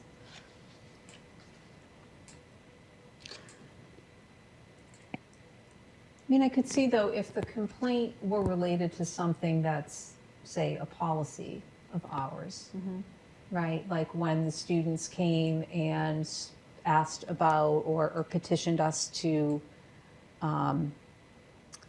remove class rank, right, from the handbook. So that was something that was, directly involved the school committee.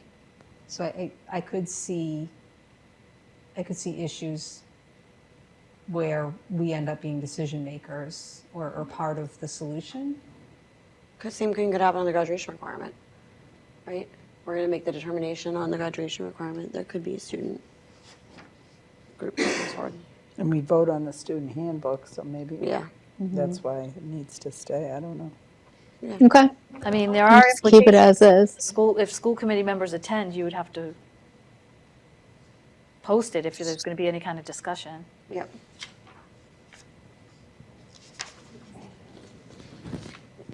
It's been in existence since 2017. It hasn't happened, right? So. Rebecca reviews all these before they. No, well, we're not it's not Rebecca that's reviewing them, but we're not sending. I'm sorry, I shouldn't be the name, but legal. Yeah, but we're not sending every policy to them because it's expensive. Yep, it is. It's not only expensive, but we'll run into the same problem we had last time in that it's too much for them to have to look at every single policy. I mean, she looked at this years ago, but it was years ago. Right. So much has A lot has changed. changed, absolutely. So what I usually do, what all of us do, we take, different policies, is if there's a legal reference, we'll look up the legal reference and make sure the policy mirrors the legal reference. All right, so are we good with putting this in the pile to vote on tonight? Yes. Yes. Jackie, was there anything else on J? No, that was it. Okay. Thank you. Okay. All right, so that gets us to the end of the batch that were outlined in item 7 on the agenda. So let's make sure we've got this right. I've got that we are doing we have done the second reading and are able to move ahead and vote on JFBB, JFABE, JIA, JIE, and JII.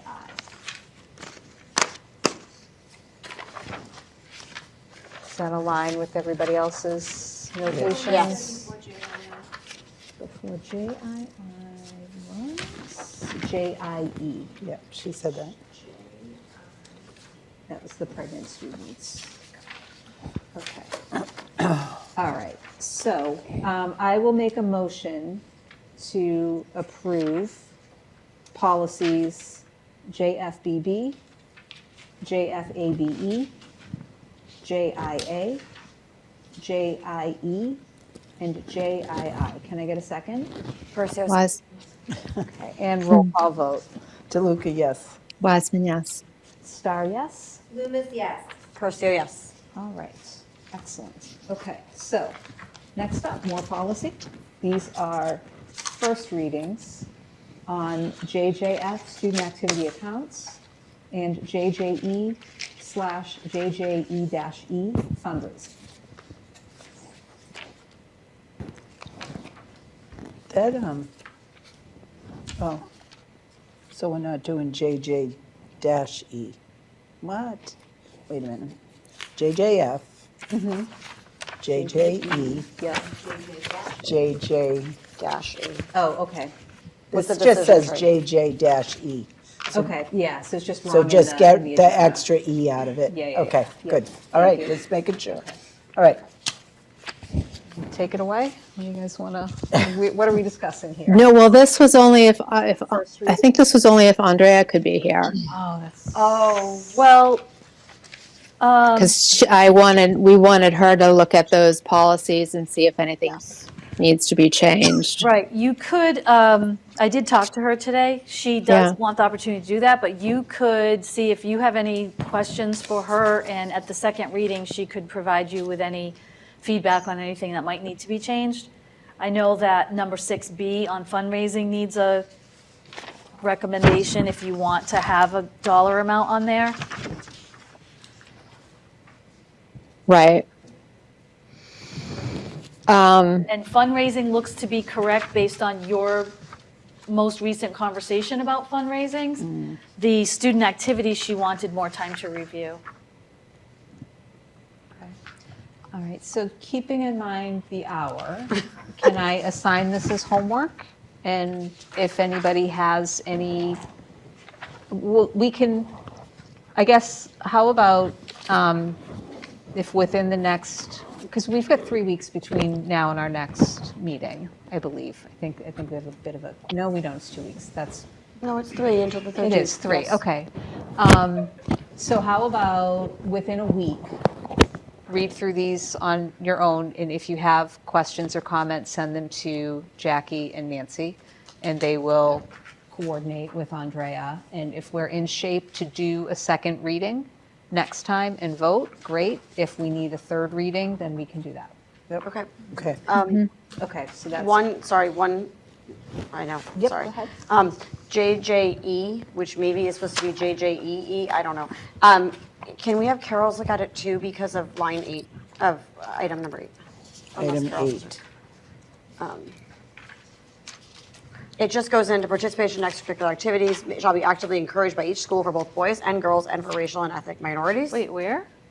And JJ-E. JJ-E, Oh, 8. Yeah, there's Wait, some. JJE and JJ-E are two different ones? Yes. Because it has a dash in it. Seriously? Did you see it? It's right here. Okay, then I'm looking at the wrong one. Okay, well, anyway, Okay, there's fine. a whole gender reference in here, and it's Yes. just, okay, so Yes, thank you. of course. That's all I just want to say. Done. Oh, yeah, like number. yeah, s- there's- Yeah, 8. So was the number 6 you were talking, which number 6 were you? I was saying 8. I was saying. Oh, you were talking about the JJE. donations, And she yeah. was talking about the donation amount, which But we I all need think to. number 6 is, oh, whatever, okay. I was talking about JJE, Yeah. not JJ-. I was know. on the dash I E, the know. gender issue. She was on the money That's what end. I'm saying, it's crazy. Got all that, Jackie? Yep, sure. And we do have other J policies, so Oh, we'll, yes, we'll we keep do. those coming to you. Oh, Thank I'm you so guys excited. for all of your work. I know this is tedious behind the scenes work. Does that but mean it's A to I is important. done? No, It means we started just with started with J. Oh my gosh. No, Jackie, we did A to, Yeah, but we did it like 5 years ago. yeah, but a lot of it was good. Is there any? Yeah, a lot of it is good. I don't think there's going to be another section that's going to require this much review. This was a big one. Is there any point under which we would prefer or suggest or encourage the creation of a workshop to go through these? One that includes caffeine, as opposed to a school committee meeting at 10 o'clock at night? I'm just throwing it out there as an idea. It's fine with me. Well, I support that. so what we would do is at one of our policy committee meetings, we would make it a meeting, right? And do it then. 'cause we're Right, all that there. makes sense. Right. 2 o'clock in the afternoon in the middle of the 9:30 in the morning, are you kidding? Yeah, if we plan it far enough in advance, I can take the time off and Yeah. have coffee. All right, well, we have a policy meeting coming up, so we'll talk about when and how to do that. Okay.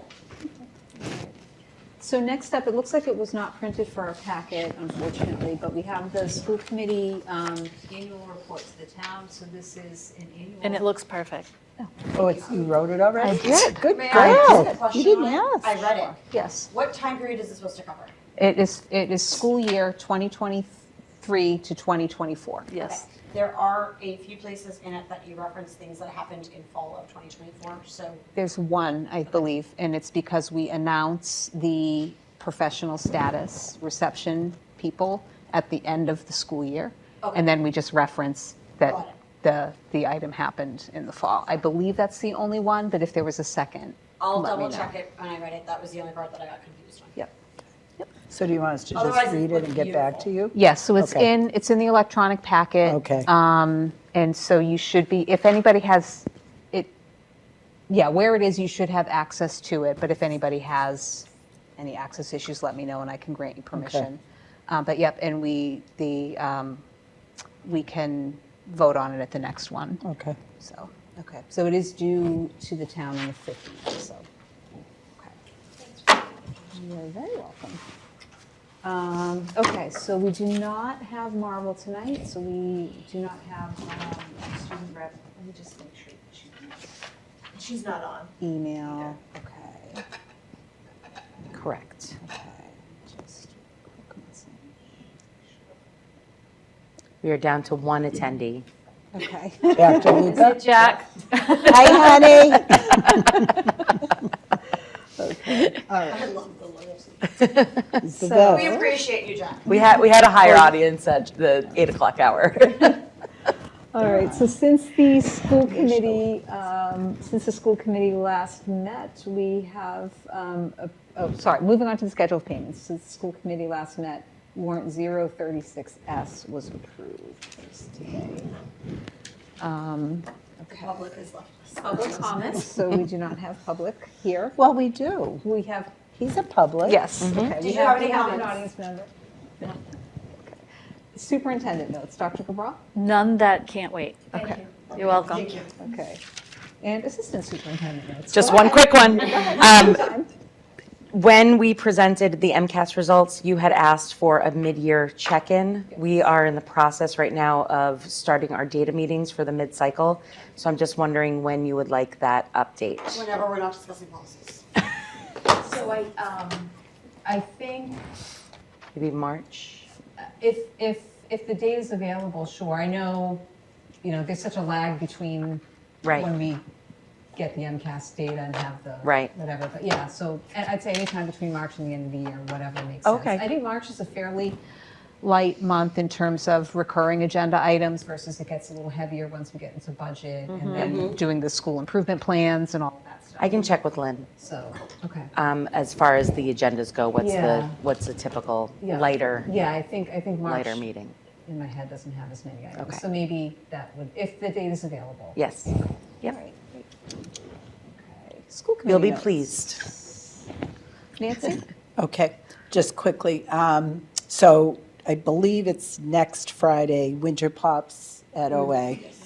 That's a good thing. And then just 3 quick things. So this week's, it's been like an up and down. It's a circle of life week for me.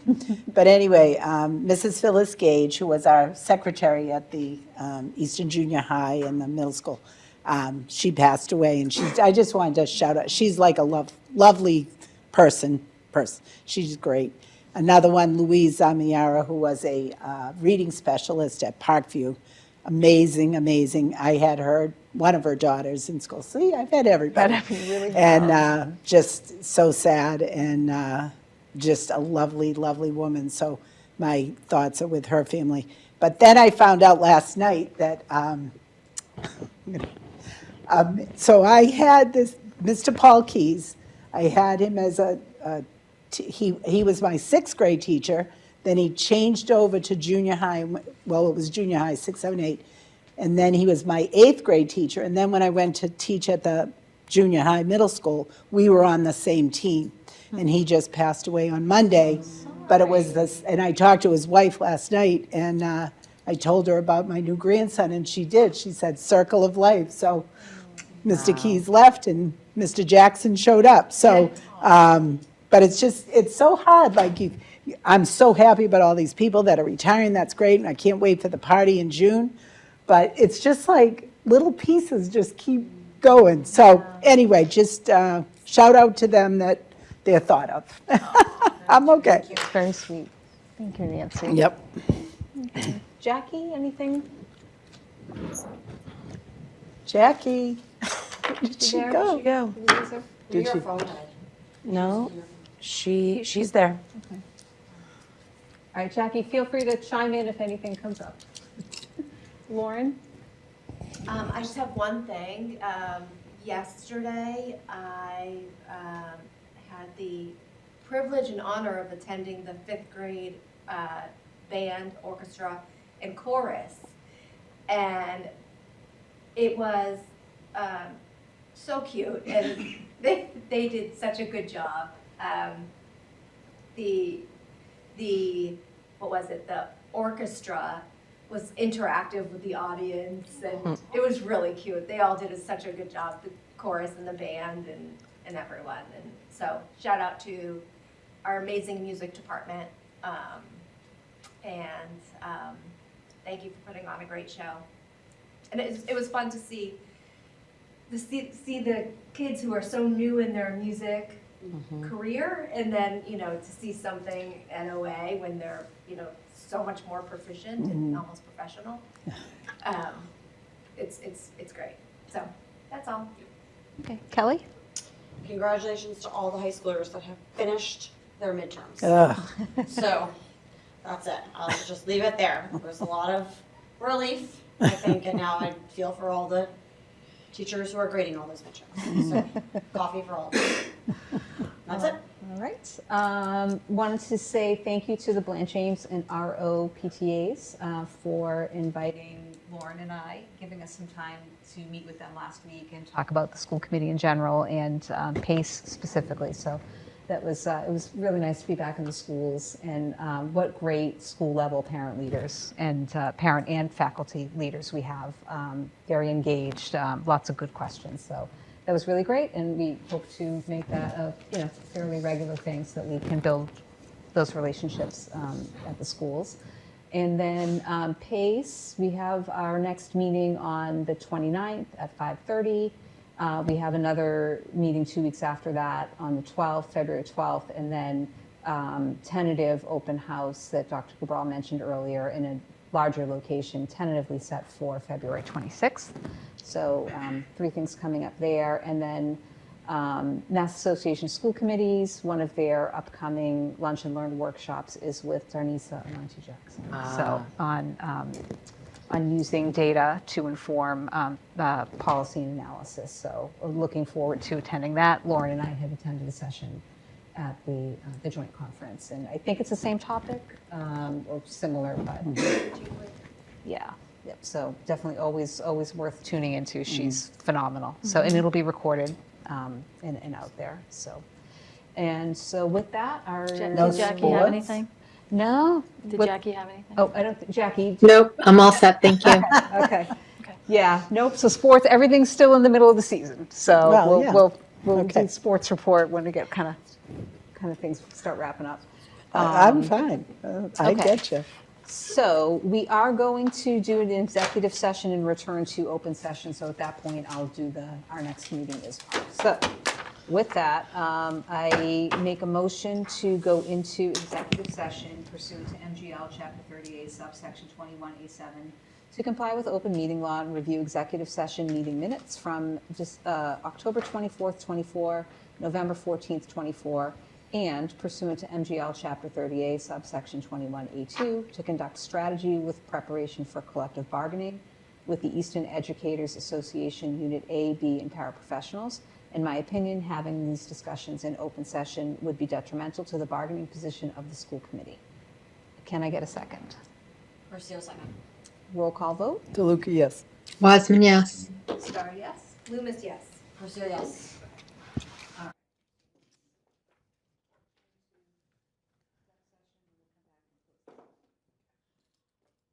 Okay, so.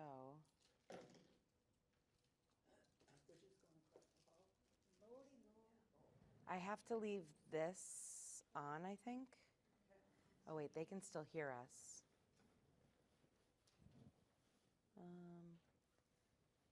Is it who's out there? Joe?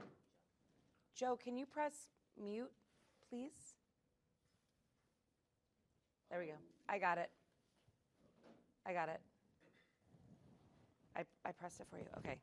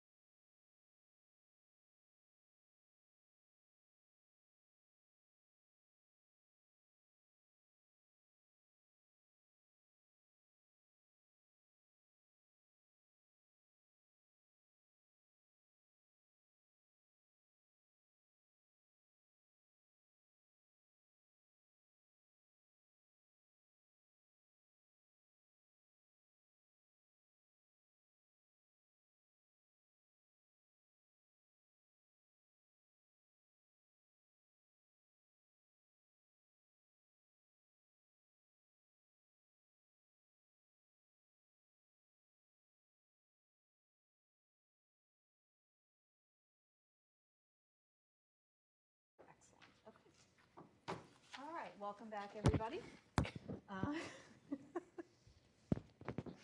They're all there waiting for us. So, Yeah. yes. Jack? All right, so let's see, meeting minutes from January. Oh, I 9th. think Simmons Lecture Hall is on mute. Oh, Can you, there he goes. Okay. all right. Re-welcome back, everybody. Okay, so we're just going to quickly vote through some minutes, and then we'll end our night. So first up, we have the minutes from the regular school committee meeting of January 9th. Any questions, comments, or edits?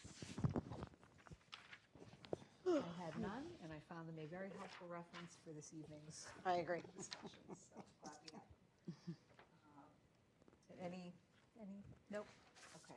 I make a motion to approve the regular meeting minutes from January 9th. Can I get a second? Second, DeLuca. And roll call vote? DeLuca, yes. Wiseman, yes. Star, yes. Loomis, yes. Percio, yes. Then executive session minutes from October 24th and November 14th, 2024.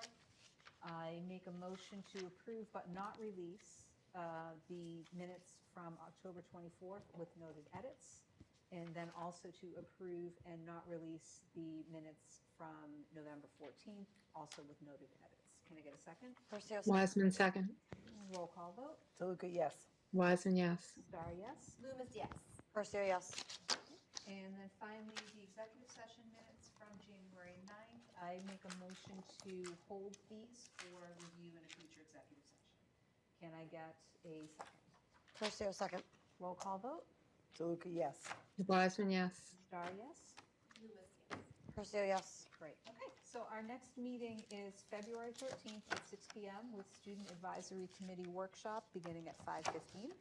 And we'll see everybody in 3 weeks. Have a great night. I make a motion to adjourn. Can I get a second? Second, DeLuca. Roll call vote. DeLuca, yes. Wiseman, yes. Star, yes. Loomis, yes. Percio, yes. All right, have a good night, everybody. Good night.